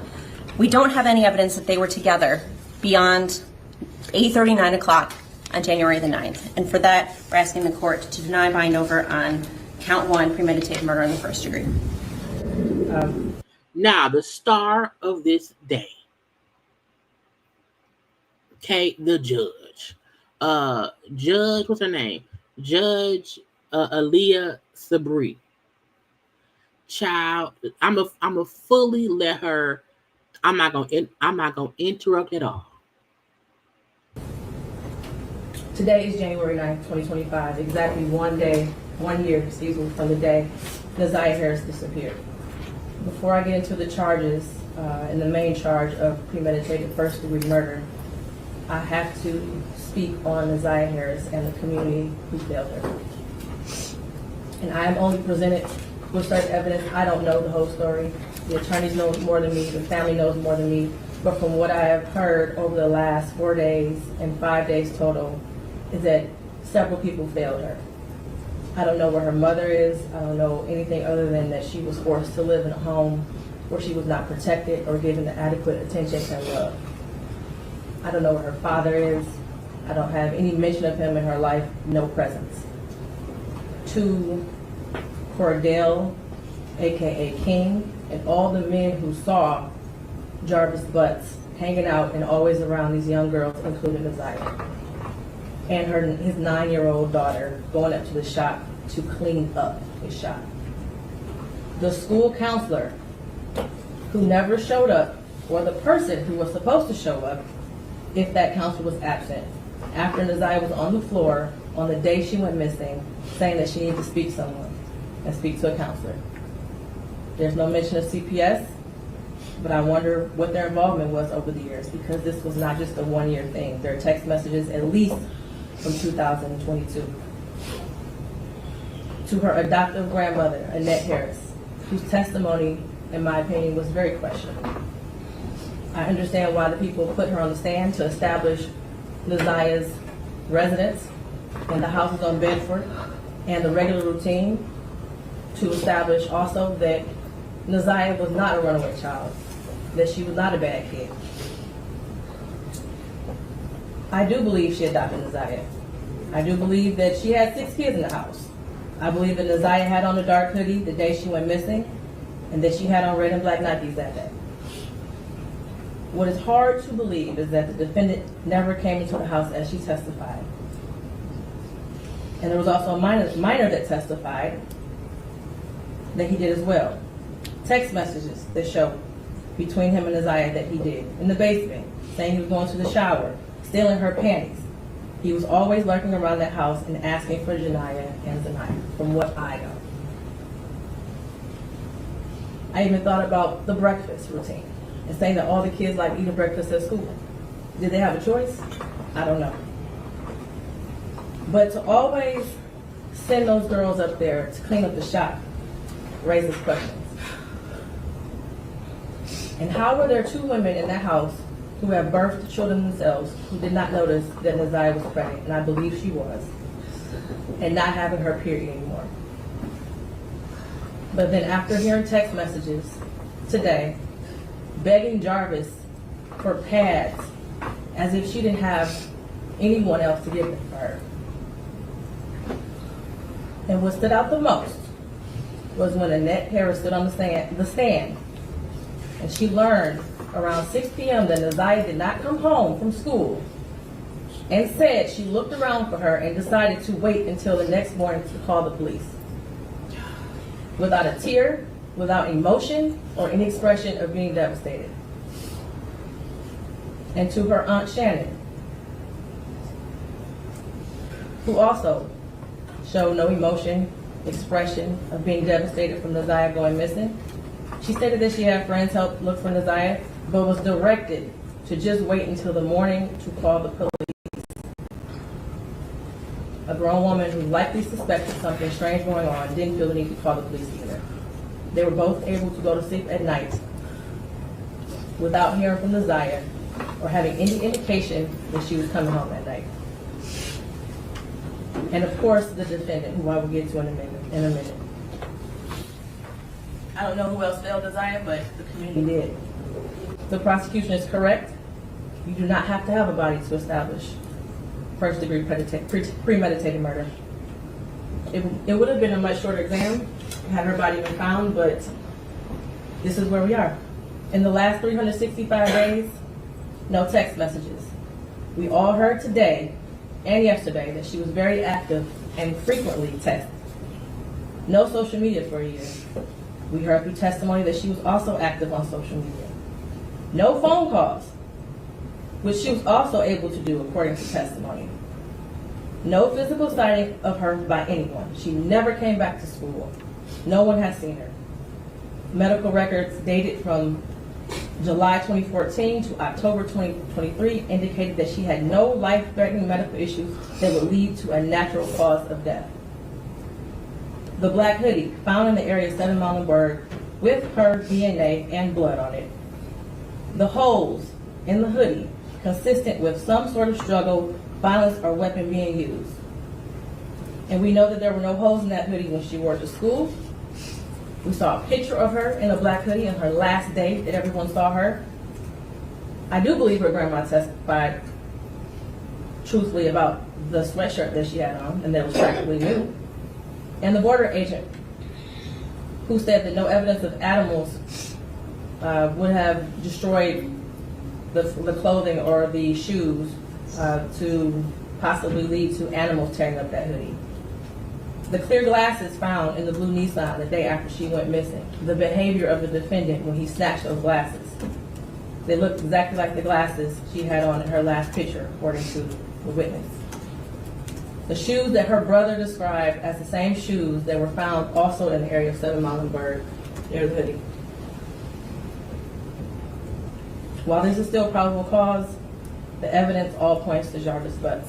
His locations, him being seen with her last, the abortion searches, the abrupt silence between the two of them in text messages, and the constant lies he told throughout the entire investigation. And they were proven to be lies with text messages and other testimony.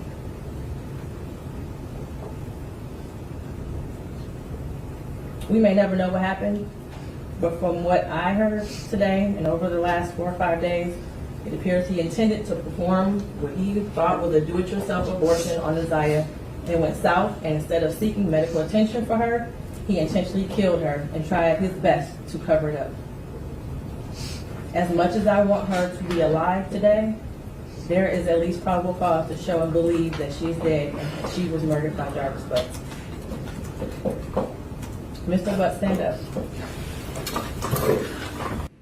Get him, Your Honor. You've been sitting over there for 4 days with your head down, sitting between and behind your attorneys with your mask on and taking vigorous notes. I want you to pay attention and listen to everything I have to say. I have been trying to figure out for the last 5 days, you. At one point I thought you were cognitively impaired in the beginning of this exam.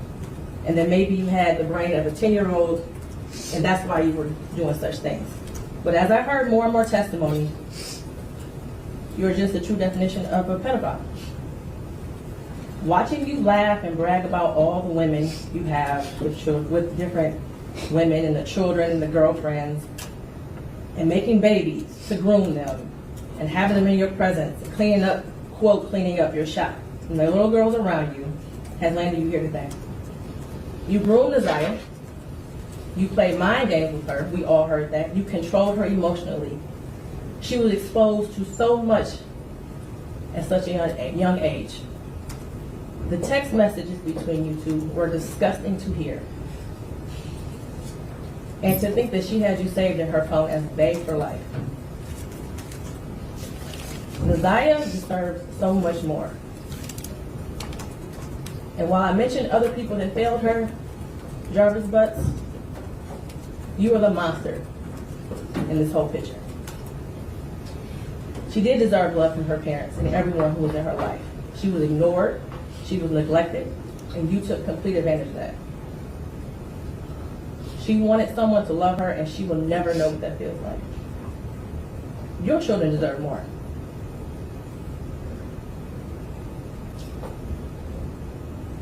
As much as defense counsel has raised issues on count 1, All that has done is raise the question of fact for the trier of fact, which means that this would be for a jury or a judge to hear at Third Circuit.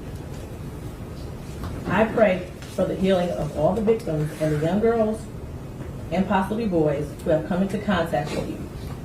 As a community, we should look at this case as a prime example of how much work we have to do when it comes to protecting our children and especially our black girls. I pray for closure and healing for all those who have been traumatized by you. And for you, Jarvis Butts, I wish you a speedy trial and that justice be delivered. Your bind over date is January 16th at 9 o'clock a.m. Anything else for the record? Not for the people, Judge. Thank you. Not for defense. Thank you, Jarvis.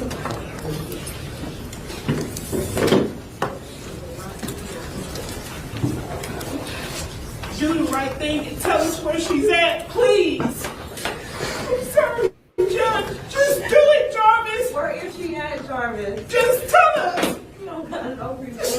Okay, bro. Judge, I'm sorry. I'm not trying to disrespect your court. Please go up and turn off the camera, please.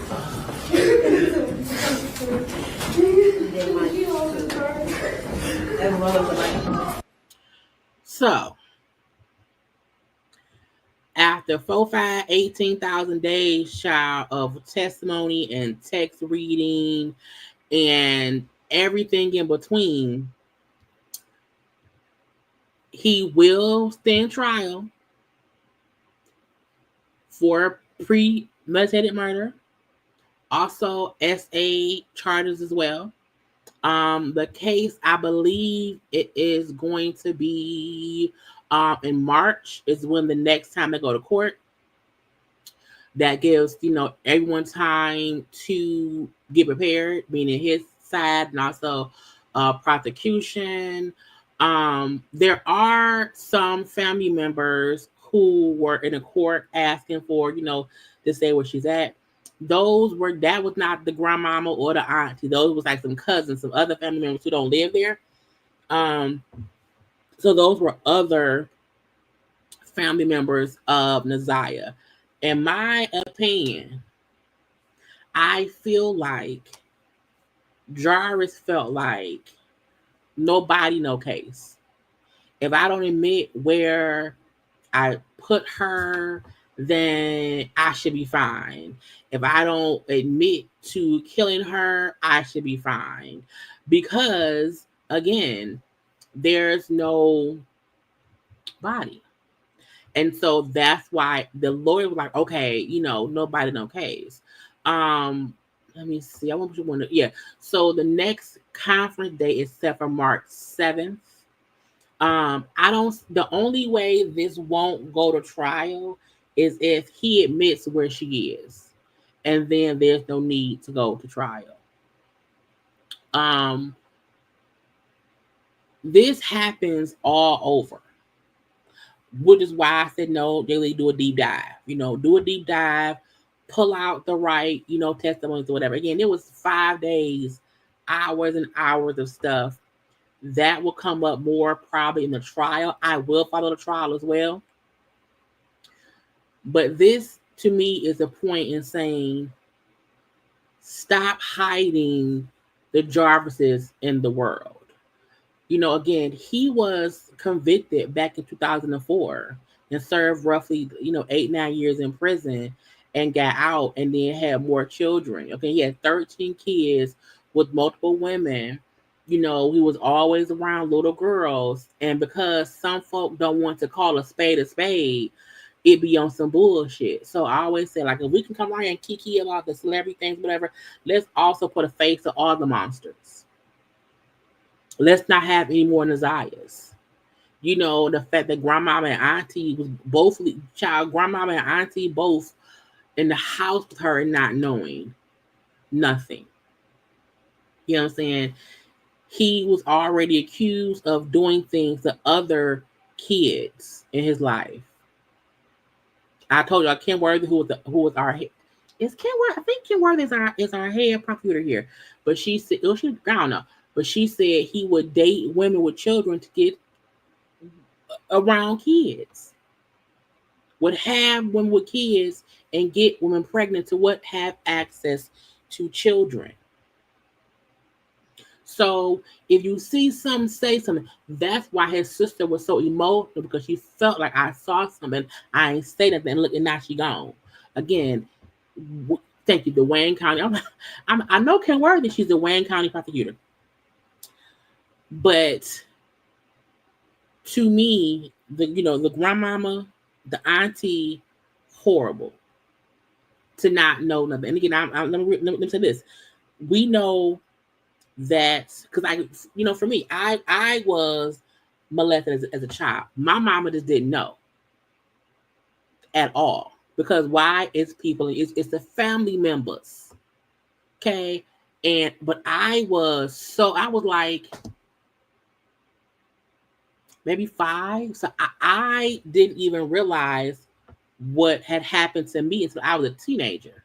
You know what I'm saying? So there's a difference between an active, loving parent who just don't know, and you're leaving your child with loving family members, and those are the monsters.